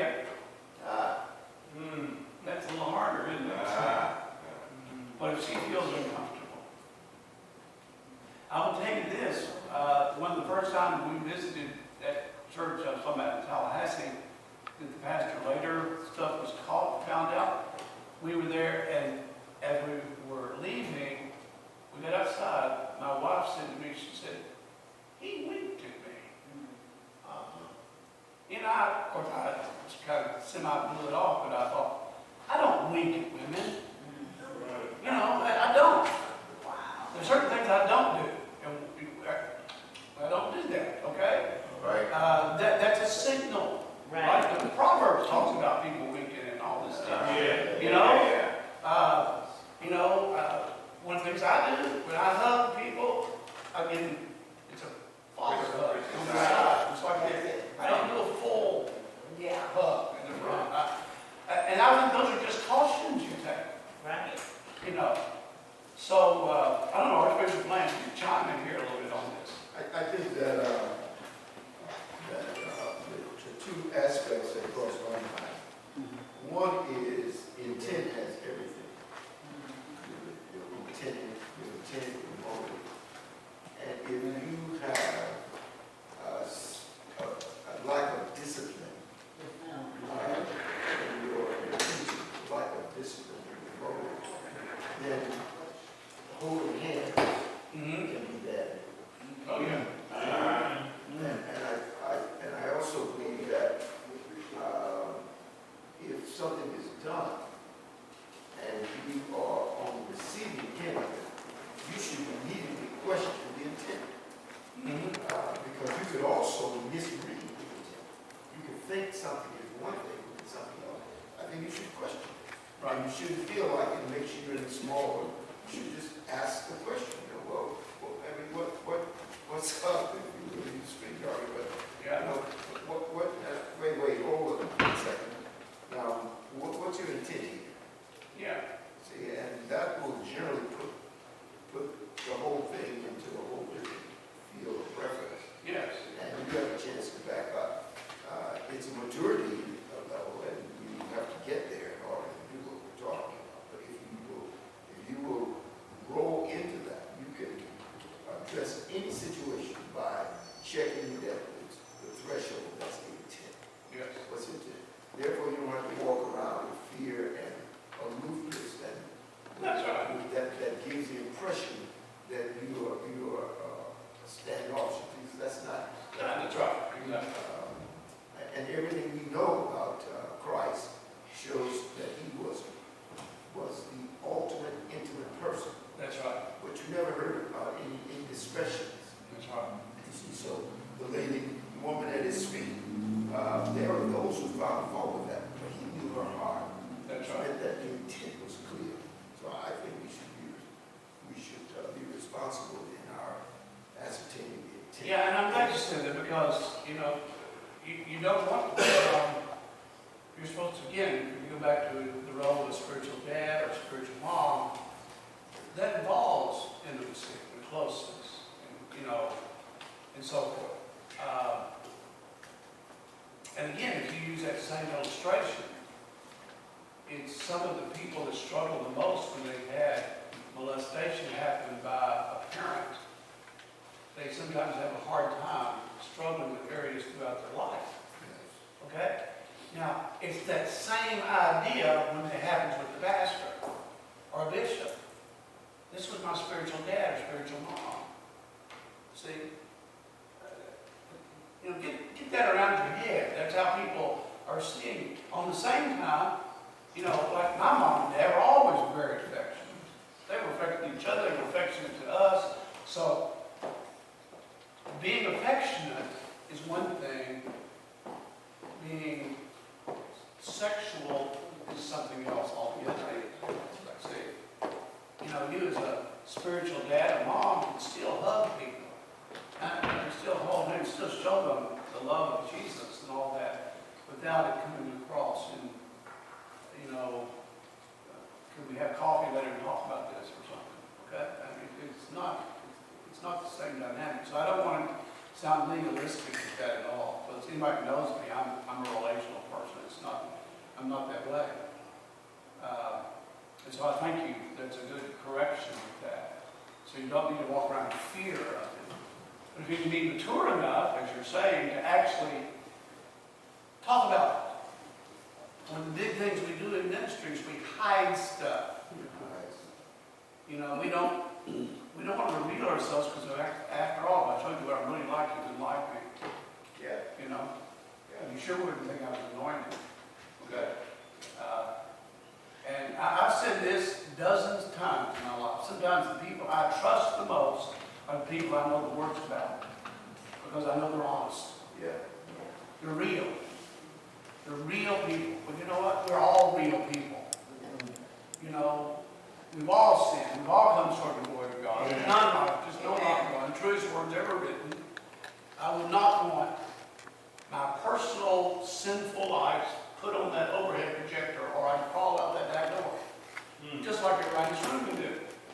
It's the blood of Jesus that washes it and keeps it clean. Now, given that, I'm now called to live, when you say a holy life, I'm not thinking about how long your hair is or how long your church fees are and all that kind of stuff. It's in here. It's not outside, it's inside. Because, as Jesus said, it's not what goes in that defiles us, it's what comes out, because what comes out shows you what you're like in your heart. And so, this is where holiness resides. Not in, whether I wear gold jewelry or not. I don't want to get off on all that, but you understand what I'm saying with that. Yes. Archbishop, you mentioned there were two things. So you covered the first one with intent. Was there a second? Like a disco. Archbishop, Rex. And actually, the two has to do with the two parties. The person who is operating to, let's just say you hugging someone. Your intent should be first immediately recognized challenge, then you should immediately put it forward. You can talk one thing and walk something else, and walk is what people will see. So you have to be certain that your integrity is what it's supposed to be, so that you are what you portray. That's one side. The other side is that if you're on the receiving end of that, and the person comes to you, and there's a lustfulness or seductiveness in the interaction, well, you should challenge it and find out before we take this train away from the station. Because be sure we understand what the intent is. Because I don't want to ride the sleeping car with you. And I think we should find out what the intent is at that point. But you should never allow yourself to get involved where it's cloudy and you assume. Because that's bad. My dad used to tell me, you would have to tell my dad, but he and I both were born again the same night. And Dad had vast amount of money when I was growing up. And he signed the man's note, which the Bible tells you not to do. And he'd done that earlier. And the man ran off, and he had ended up paying it all off. And in today's money, probably about $10 or $11 million. He had to literally sell off like everything he had to do that. And he went to, he opened another business, and it was, he bought carpet, and he laid carpet. He did it himself. So this was such a radical shift in his life and what he did. He later became an artist, but there was a period there that's what he did for a living. And he was always in all these, he was in people's homes constantly, laying carpet.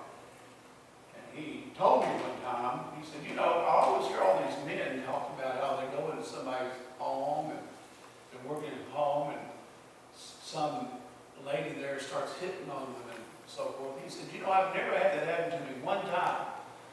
And I said, well, Dad, probably it's because as soon as you walk in the door, you start talking to them about Jesus, okay? It's awful hard to do that when somebody's talking to you about Jesus, okay? And that's the truth. Because it goes back to your intent, as you say. People can pick up on intent. We give off the vibes, call it whatever you want to call it. You can pick up on that with people. They're just, women can pick up on it with another lady toward their husband. Husbands sure pick up on it toward another man. Right. Right? You can just pick it up. Pick it up. I remember telling a sideline story one time a few years back. We used to go down to my wife would go down and work out in the gym all the time and everything. And I did for a while and finally got over it. That was too nice. They moved the gym and so I couldn't do it. But they had, at one place, at one in the gym, they decided they were going to, once a week, called it jitterbug when I was growing up, and now they call it swing dancing. Okay, well, I always liked it. I did a lot of swing dancing when I was young, so I thought it'd be fun. So we went down to do this. Well, the guy that was giving the lessons, I guess he thought it was his job to hit on every lady that was there. Wow. I don't know, it's just the way it was, okay? So, and I saw him doing this with all these different people, and he came over to my wife, and he said, because he wanted to teach you some dance things. He said, he looked at me and said, he asked her, said something to me, and he looked at me and said, well, I'm not trying to hit on your wife. And I stopped him. I said, well, it's a good thing. And he said, I said, because I'm from Kentucky and I own a gun. And he looked at me and he laughed. He said, well, I'm just joking. I said, I'm not. and my wife asked me, she said, why did you do that? I said, honey, we just had a guy conversation, that's all. He understood, I understood. And it was awful, okay? Yeah. And it's because I can pick up, the guy was just a flirt with everybody, okay? And so there's times as a husband you step in, and trust me, my wife would do that too. I mean that's, she would do it. You wouldn't believe she did it quicker than I would. I mean, she is would. So I think that's one of the things that's good to have your spouse. But So if you have a close enough relationship with your spouse, you can talk about that. I think that's a yes. That is important. I just think about Bishop A.T. and myself, even before we was bishop, just being pastors.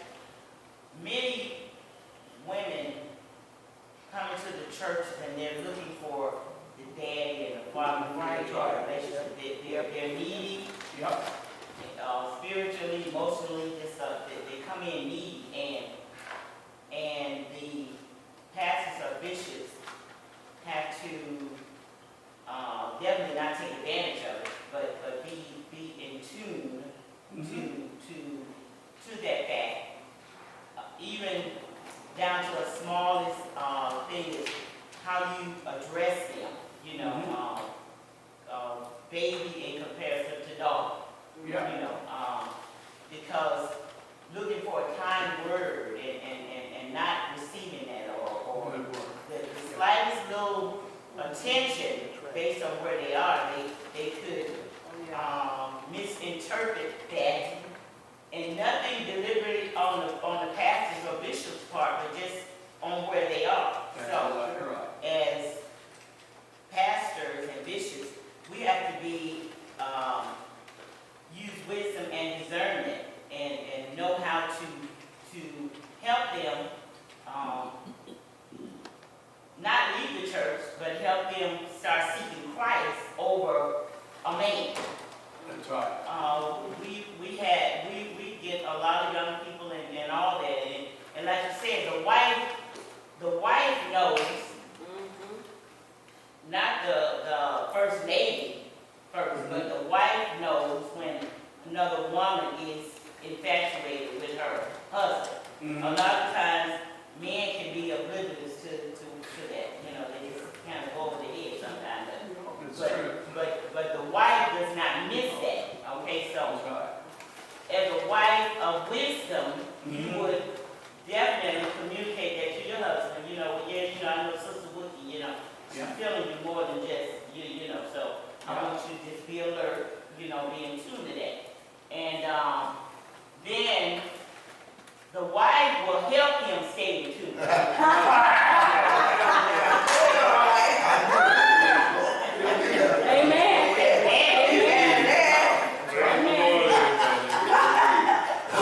Are you saying to me that the wife is more insightful about those kinds of things? Yes.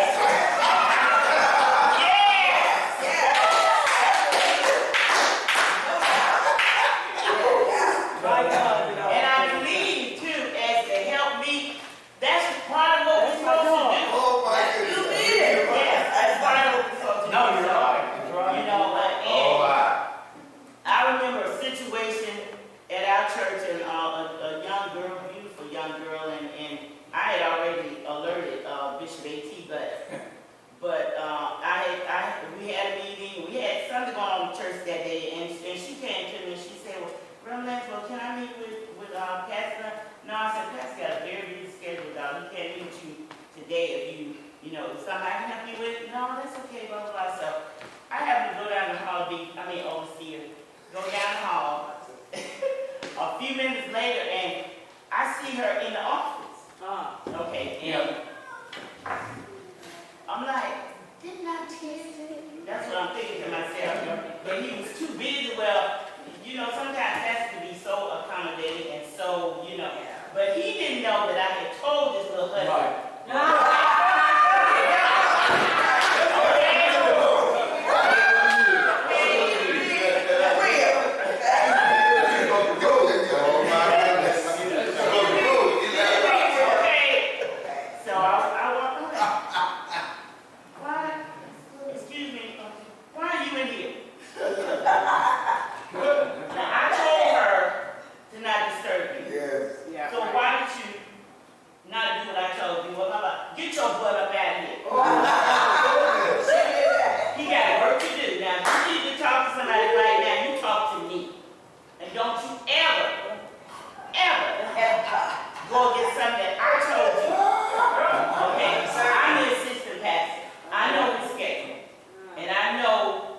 What you need to do to handle this situation. Now, you need to either obey me obey us in this now. He's not gonna tell you nothing over what I told you.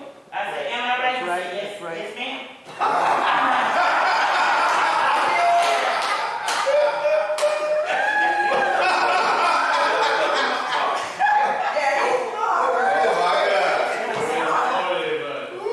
You understand what I'm saying? So, and they stayed for a minute, stayed for a long time, as members of the church. But we have to love people enough to take the risk to tell them the truth. I knew what she needed, but I said, dog, we're here for you, we can help you, blah, blah, blah, blah. But what you looking for, he's not gonna give you that, okay? Yeah. Yeah, but he didn't give you the passive part and the other part, but you were based on the fact that you were disobedient. See, I knew you operating out of order, and I know that's not what you want to do. You understand what I'm saying? Absolutely. No, it's what she's saying. It's good, it's wise, it's the right thing. That's right. And see, I understand. I'm the mother of family life. Yes. I understand. That's right. I will quickly and pull you aside and help you, Yeah. you know, to the best of my ability. And we've had some to come and some to leave, and he's had to deal with some folks. This one man one time, he just wanted to always call me baby every time he saw me. Now, Archbishop, I didn't tell him this right away, because I know him. Every time he saw me, hey baby, hey baby. Like, now, is he crazy or what? What's wrong with him? 2 strikes, he called me baby. 3 strikes, I said, okay, you gotta give me this one. Every time I see him, I know his family, and we love his family and all that, but he is operating out of order, okay? And he go. And you didn't have to shoot him. And you didn't have to shoot him, that's right. Hey, Bishop A.T.'s dad.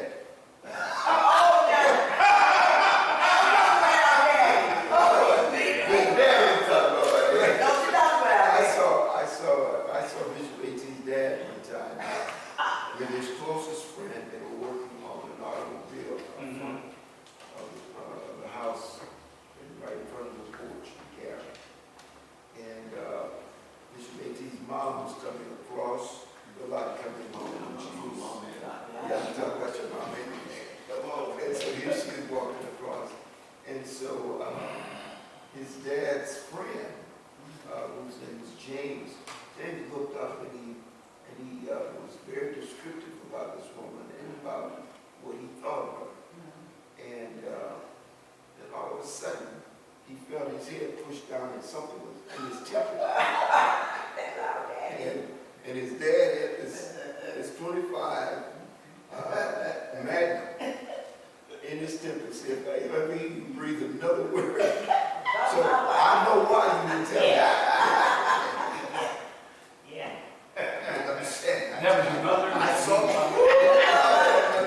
So he had good, too. See, I had to use wisdom. You Yeah. understand what I'm saying? I had to use wisdom, but after the 3rd time, I'm like, no, he's just being disrespectful, and I need to let my husband know. No, right, Let my exactly. husband know. No, I had to do that once too, but I'm just saying, when you've got that relationship between a husband and wife, that's the core of it. Yeah. That has to be there where you can be that real and that honest and that transparent. And so if you have to deal with either a man or a woman, Yeah. you can do that. And if you don't have that, you can't do it. Yeah. And the way you handled the situation with the lady Mm-hmm. was right. Yeah. That's just, what do you say about that? It's right. Yeah. And see, sometimes we sacrifice our families because we don't want to lose members. That's exactly right. That's right. And don't do that. You know, but our family is our first ministry. That's right. Yes. That's right. That's good. Very good. Yeah, did you have something? This is for Mama, and I think 2 of them very, very important points. But I want to advise you that we don't demonize our women in the church. Oh, yeah.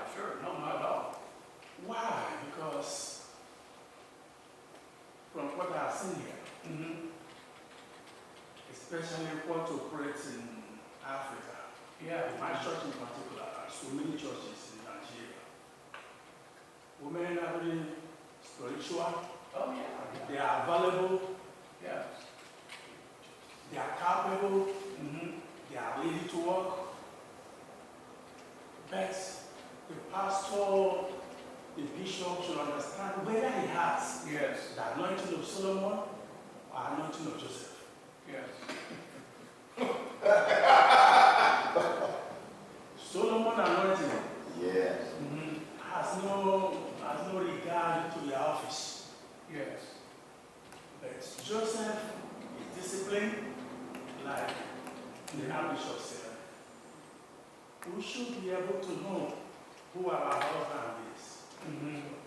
to know the kind of anointing is operating. Yes. Is it a man that cannot be trusted with a lady? Mm-hmm. And so the issue of trying to guide him and protect him from falling Mm-hmm. become very, very relevant. I think also we should try to understand, basically to understand who our husband is. Mm-hmm. Because if we don't take time, the issue of suspicion Yes. have in most cases divided churches and Mm-hmm. made many people to leave the church. Mm-hmm. And so my advice here is for us to, see the place of our women in the church. Make sure they are their place. Yeah. If like what I do, just like you said, anytime I have a woman, somebody coming for counseling, my door is always open. Mm-hmm. My assistant, my PA's door is very close, so everybody knows what is happening. Yes. And things like that. Sometimes my assistant is always there, very close to me. Mm-hmm. And so it's not because my wife suspects me of what anything I can That's do. right. It's just because I want to guide myself.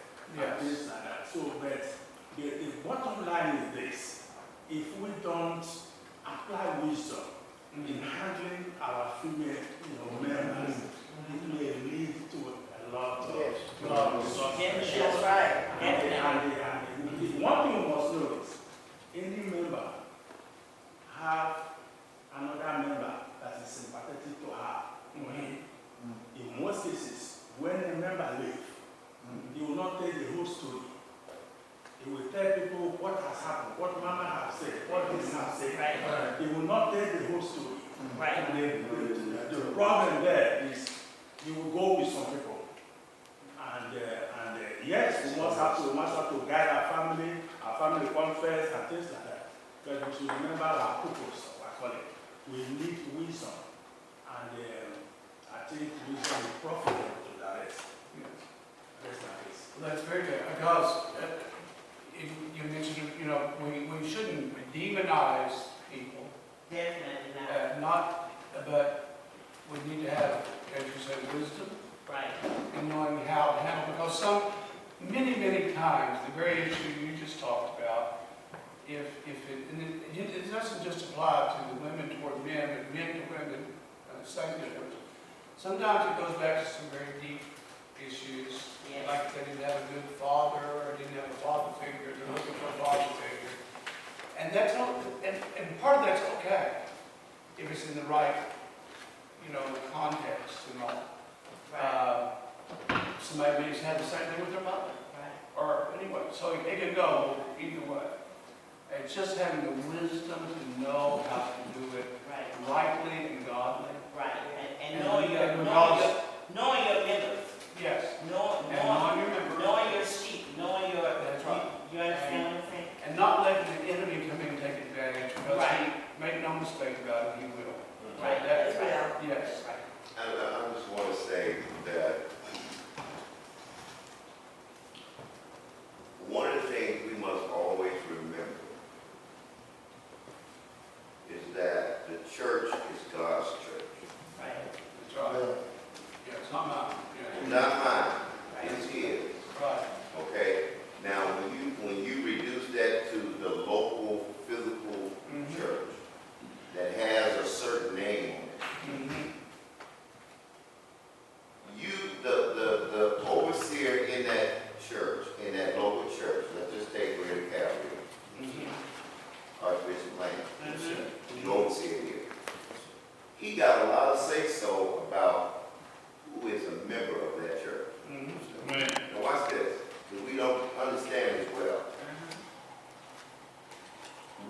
not have the authority to keep people out of the body of Christ.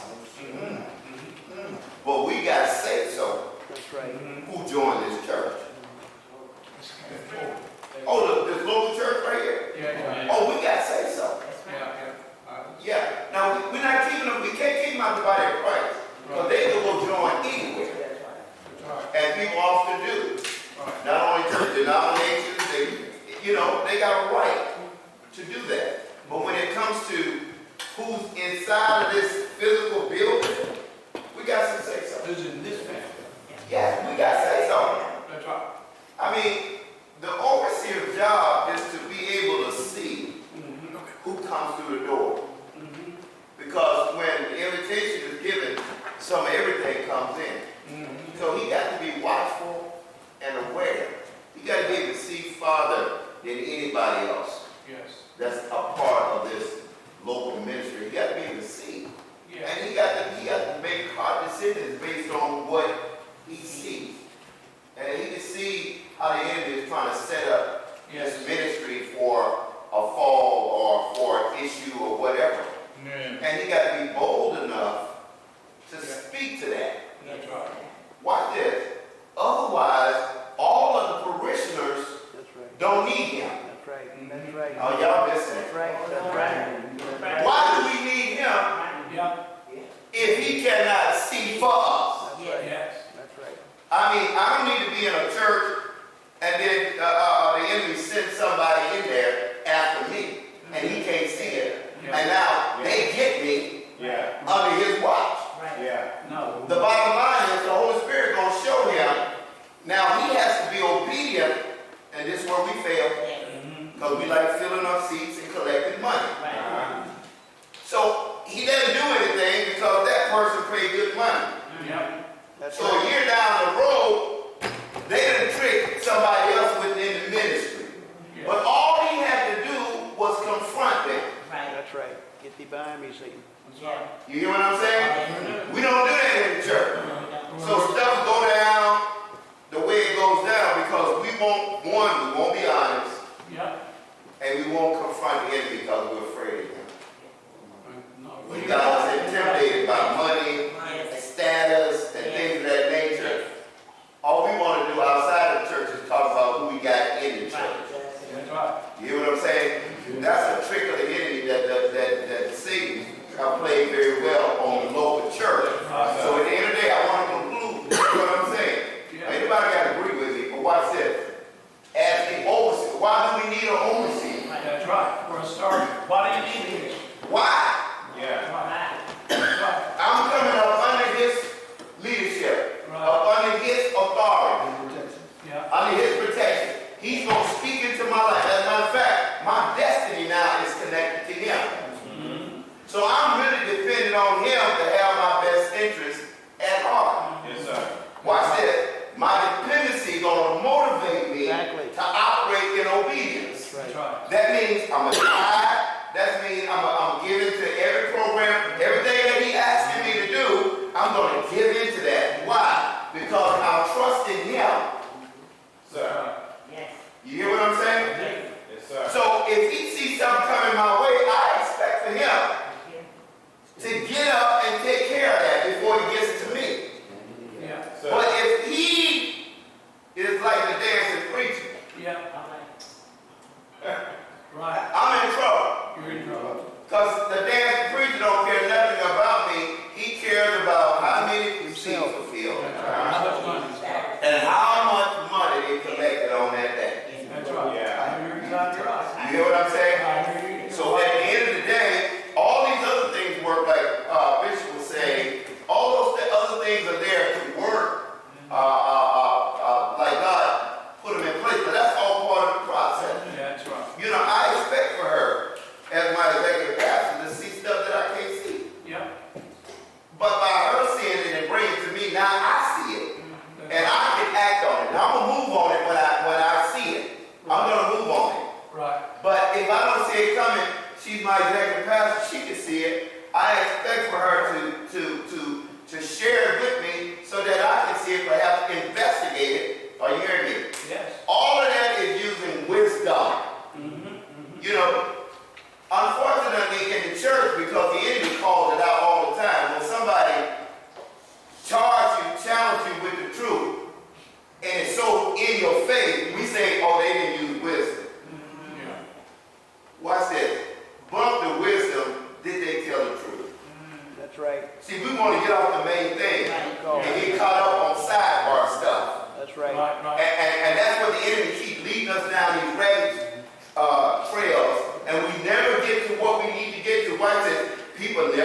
delivered, people never get discipled, because we going down these little trails that the enemy set up in the local church.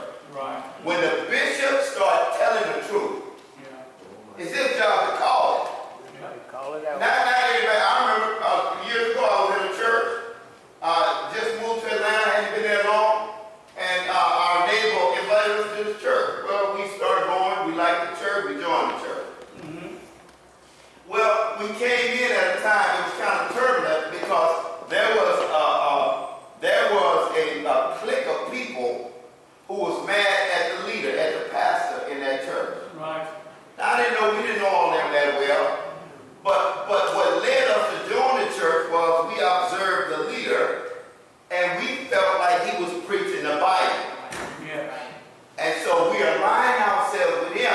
Come to find out, we were only one of only two families that lined themselves up with him. Everybody else was mad with him. But watch this. One of their leaders got up during a worship service. Yep. And started saying stuff, completely throwing people left field. Yep. Yep. He got up and he told her daughter, I need you to sit down and be quiet. Now, you probably had a group that said, oh, Yeah. why did he say that to her? Now, I'm new, so I got a whole different worldview. Right. And so I'm saying he did the right thing. Did the right thing. Because if I had been weak in my faith, she might have swayed me. And I don't even know what the deal is. You understand what I'm saying? But the fact that he got up Yes. Yeah. Said so. and he took full responsibility and control. He said, no, you out of order. Sit down. And he told him, you can't sit down. Please leave. I'm going to get you out. Yes. Yeah, because he didn't know how many deacons was on his side. See, I like that. I think that's the way the church ought to operate. Yeah. But we done got so diplomatic and political until people they worse off being in the church than what they were when they were on the outside. Because they don't know what's right, what's wrong. They watching the past. He dancing across. They don't know what's going on. And so we got to get back To the base. Yeah. to what we were called to do. Let me make a recommendation. There's a video I want to encourage you all to watch. It's on YouTube. It was called Sheep Among Wolves. Sheep Among Wolves. And it's about the underground church in Iran. It's phenomenal. Because when I watched it, I thought I'm watching Christianity 101. Because in Iran, which is Islamic, there's this massive revival taking place. And you want to know who some of the main leaders are? They're women. Women. That's right. Because, and now they're very submissive at home, but they are fearless in their witness and their testimony. Yes. One of the things that I think, and I'm not going to get into all this argument, I saw this just recently, somebody did talk about Beth Moore putting her down so bad. And, she needed to go home and all that. Did you all see that? But Russell, MacArthur. McCarthy, yeah, I told her she needed to go home. But Piper agrees with me. Oh, yeah, I know. And so does Bull. I know, they're all that together. But here's the deal. When you really look back at the beginning, when God made them male and female, again, it comes back to your understanding of the Trinity. And the spirit was called Ruach, which was in the feminine. Male and femaleness reflects God, fullness, not just male, but male and femaleness. Together, they reflect what God is like. Okay? Now, it really changes a lot of your thought when you get a hold of that. And just like, and in the church, when we've silenced at times the voice of women, we've silenced part of the voice of God. See, because there is a sensitivity, there is a care, there is a different dynamic that just like the Holy Spirit, just like Ruach brings, women bring that at a different level. And I'm not taking away from men, I'm one of them, okay? But we can be dumb and dirt sometimes, okay? You know that. And we get all bully and up in your face. stuff. That's God stuff, okay? And we need them both for a balance. And what you're saying about the role of the overseer, that's what it means. Overseeing, okay? That's the idea. You oversee. That's what a bishop is. He's a spiritual dad, be a spiritual mom. It's the one, what did you say, overseer? Just break it down. You're watching over. You're the shepherd over the flock. And that's your job. And it can be loving and compassionate. The whole picture of a shepherd putting the sheep over his shoulder and carrying them off and all that. It's also fighting off wolves. Right now. Right. In fact, when you use a crozier, the shepherd's staff, Yeah. the reason that was the symbol of the bishop. You think, well, why did they pick out a shepherd's staff? Because that was their job. You've got the hook to reach out and pull back, the one that's straight, and you've got the other end to fight off wolves and so forth. And it was the church intentionally picked that one thing out. They didn't pick a hammer out. Hammer, the illustration for bishop isn't, okay, here's your hammer, so you knock people's brains out. And to hurt them, they use they use a knife. Right. You can cut them up. They use a shepherd's staff. Because they grew up in an agricultural society and knew what that was like. And a lot of the images that are used that relate back to the role of the bishop go back to these real basic stuff. He's watching over the flock. He's fighting off the wolves. But he loves the sheep, too. And cares. I've got a dog and a cat and a sheep, and I actually like a dog better than I do some people. Excuse me, but that's the truth. It's like when you get attached to animals like that, there's a loving attachment you get to them. You got a dog or a cat, you love them. Okay? I'm just saying you can do that. And that kind of affection is the way we are supposed to have over this. But at the same time, I discipline my dog. It's not a sheep, but it's a dog. And I have to discipline him. If I don't, he'll run right out the road and get run over by a car. And we all need that. So our fundamental role as bishops is, and I really sort of sum it up like this real quick, at least for me, is I'm calling me a spiritual dad. I'm a dad. And a dad can be compassionate, he can be loving, he can be, he's there when you need him, he's there when you don't know what to do. He may not know what to do either, but he's just there. Yeah. He's there to pray for you. I don't have all the answers at all, but I'm there. Sometimes if you're going into a hospital room, this is just the ministry of presence, just being there. You represent God when you're just in the room. Yeah. Okay? On the other hand, as spiritual dad, sometimes you have to discipline people. That's part of it too. I'll tell you one story, and then I'm going to have a little time here. We need to get ready for lunch or what? It's 1:45. Several years ago, when I was first getting an understanding of some of this and what some of these roles were, when you look at church discipline, and that's a word we don't even talk about in our culture hardly. We had a situation where there was a lady, she and her husband, they had 6 kids together, and her big complaint was her husband never had time for her, because he worked all the time trying to support the family, okay? Our church took on, there was a guy that's quadriplegic, that was in this little small town, it was about 1,000 people. So the church, this guy's mother died, and so our church worked on a project of trying to help him. And so several ladies went down periodically, would be there trying to help him with various things.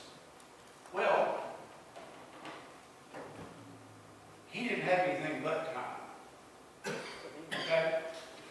And she fell in love with him. He was paralyzed from his neck down.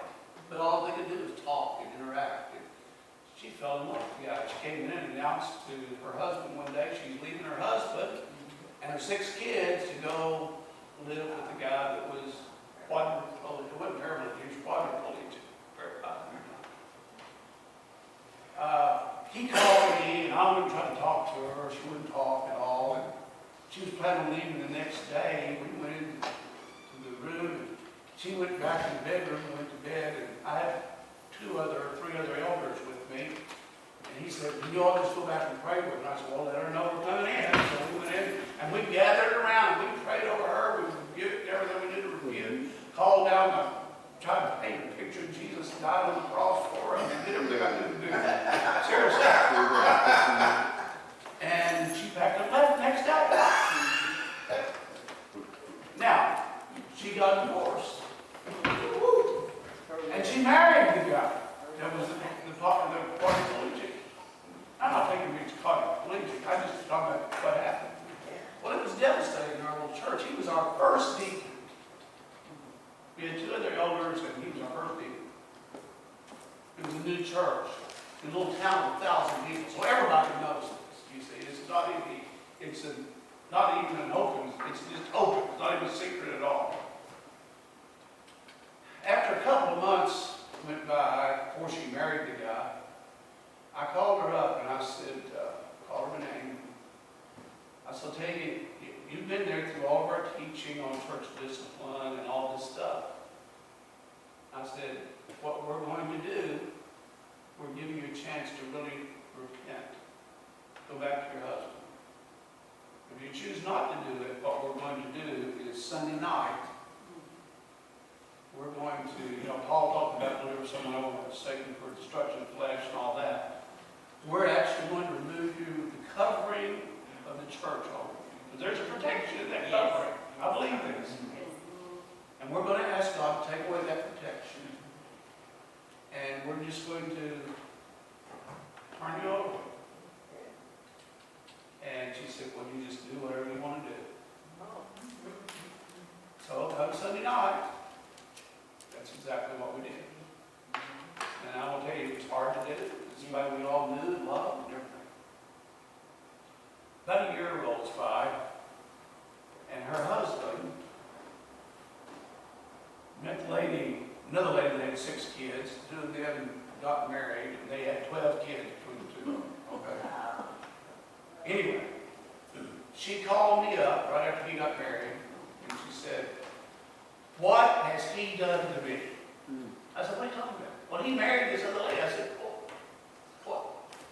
"What do you think's going to happen?" Okay. But she just thought he'd always be there, I guess. I don't know what the deal was. And she wept and she cried, and then she said, "Can I come back to church?" Now, understand, this couple was coming to the church when they were married and 12 kids. And she met me out in the parking lot that morning before she came to church. She wept and she cried, she confessed, "I've been sinning, I've done all this and everything." And she came in and sat on the back pew of the church that morning. Altar call. She came down. I thought that's not mine. No, that's somebody else's. Okay. When I made an altar call, she came up front and she just fell over me, wept and cried. And I prayed over her at that point, holding her and asking God to restore her back to the church. And asked everybody at the church to come by and hug her. And one of the people, 2 people came by, was her ex-husband and his new wife. Now, the next Sunday, she rolled a quadriplegic guy into church. And I made an altar call, and she preached to him. And he came up, weeping and crying, and he accepted Christ. That following week, we took him down to a lake to baptize him. It took 4 of us to do so, because we had to carry him out to the lake. And one of the 4 men that took him out was the ex-husband. Wow. Now, and he looked at us right before we baptized and he said, I'm trusting my whole life here in your hands. Because all we had done was go, "Whoops, sorry."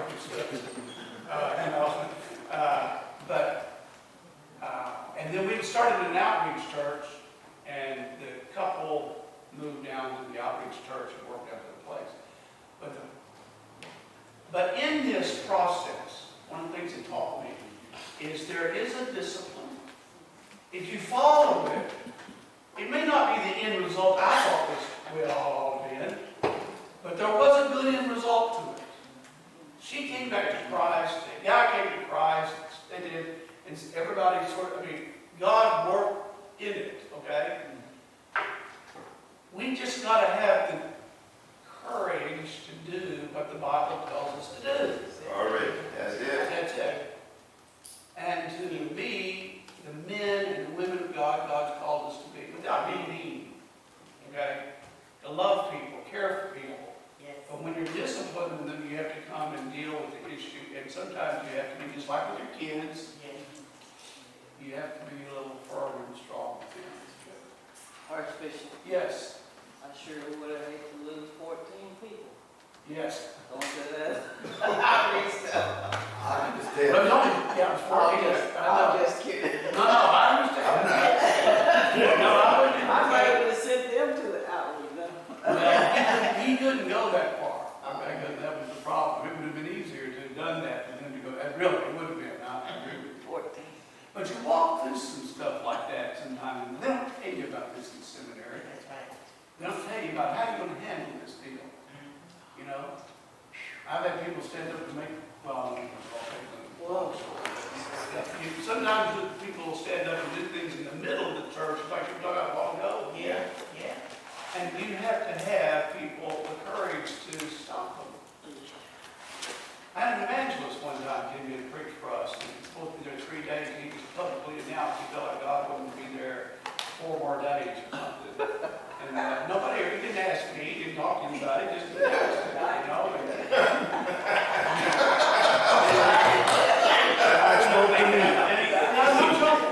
And I'm brand new at this, okay? And he also had some prophetic words for over 3 people that were not qualified, and all the time they were going to be elders and everything else. And I had to go to him and say, sorry, we're closing the meetings tonight. This is it. We're not going on for it. And had to apologize to the church for what he said, too. I mean, did you have to guts to do it? It's hard. Yeah. I'm done. I'm up right now.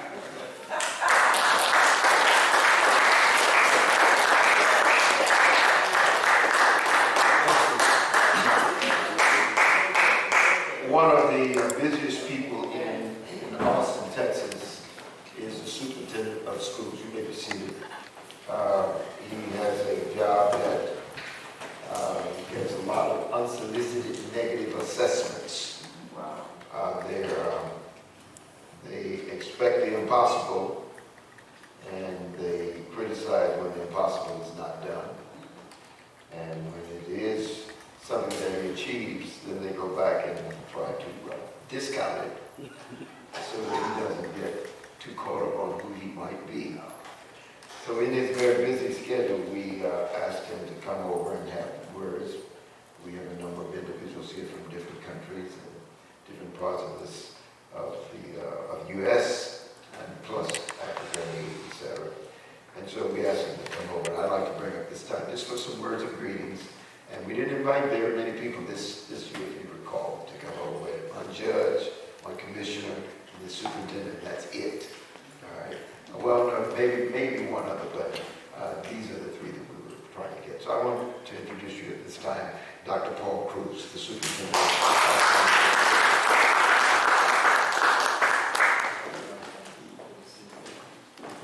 First of all, I want to thank very much Dr. Lanz for the invitation. When I got the invitation, I actually spoke to Dr. Thomas. Dr. Mary Thomas is our executive director of state and federal programs in our school district, has spent her career working with the Austin School District for over 40 years. And Mary and I, she's actually a personal friend, has done amazing work and made the connection. So when she said, you know, Dr. Lanz is calling, I thought, oh, Dr. Lanz is calling, right? I better straighten up a little bit here.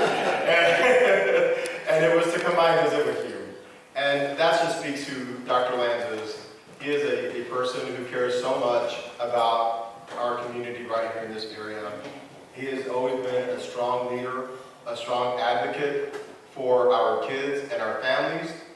He's going to tell you what's right and what's not as right. And that's why I respect him so much. From the first time that I had met him, respected him so much because he just tells it like it is. You know, sometimes in our worlds, everybody thinks it and nobody says it. And then they go around not saying it, but saying it. You know what I mean? Yeah. He just does. Yeah, we all know that, right? Yeah. But I just deeply respect Dr. Lands and what he has done for our community. I welcome you to the Austin School District, or to the Austin community. And just Austin ISD alone, we're a large urban school district here in the state of Texas. We have 81,000 students in our school district. We educate students between the ages of 3 and 26 years old. Our workforce is around 12,000 employees. So we are a large organization. And we're committed to one thing, making sure all of our students are ready for college, career, and life. Another word in there is family. I don't know that I actually knew the importance of family when I started teaching. I started teaching many years ago in another urban school district in Texas. And urban school systems have always been part of my heart, of my passion, of my heart's work. And I don't know that I really recognize the importance of family within a school. I recognize it with my own family, my grandpa, grandma, my wife and I have 4 children. We're like crazy parents. At one time we had a child in college, one in high school, one in middle school, and one in elementary. I'm glad to say that we only have one who's graduated college, 2 in college, and I have a sophomore in high school in one of our high schools right now. But I don't know that I recognize the power of family. I knew it personally, but I didn't know how important that is in a community, that we feel that we belong. And that's the thing I always tell our kids. Our students are 70% Black or Hispanic students in the Austin School District. And my thing when I speak to students, and I'm going to go into students right now just a little bit, I always tell them, you belong. Especially if somebody says you don't. Let me tell you what, you do. Too many of our kids sometimes feel that they're not family. Somebody doesn't care about them or doesn't know their name. And in our school district, that has to be the first step. I know kids will learn and excel, but if they don't feel like they're in a safe environment, that somebody loves them, cares about them, somebody's got their back, then they can't learn. That psychological safety is so important. I want to thank you all for, first of all, thank Dr. Lyons for the invitation, Dr. Thomas for stopping me in the elevator, just happened to see each other there. So when it's like that, then I can make sure with Rosa to get this on my visit, to make sure that I'm here with you. And welcome to Austin. Hope you'll be able to get to see a little bit more of Austin. I know you've had, now this is the second day of the session, is that correct? Third. All right, well, y'all been busy. But welcome to Austin, and thank you so much for allowing me just to share a few words with you. Thank you.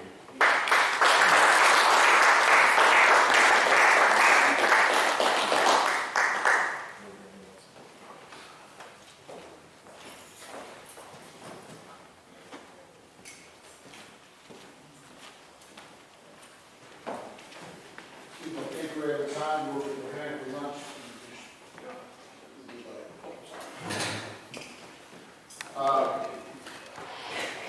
Do we have any announcements, Commissioners? Lunch is ready, so when we do break, we'll go out this door here, around to the other side into the cafeteria area. Okay. Any other announcements that need to be made at this time? So we're breaking for about an hour. I think we're on schedule, which is 12. Let's round it up to 12. So we'll be back at 1 o'clock. Amen? Amen. Amen. Okay, stand down. Let's just give the Lord that praise for our excellent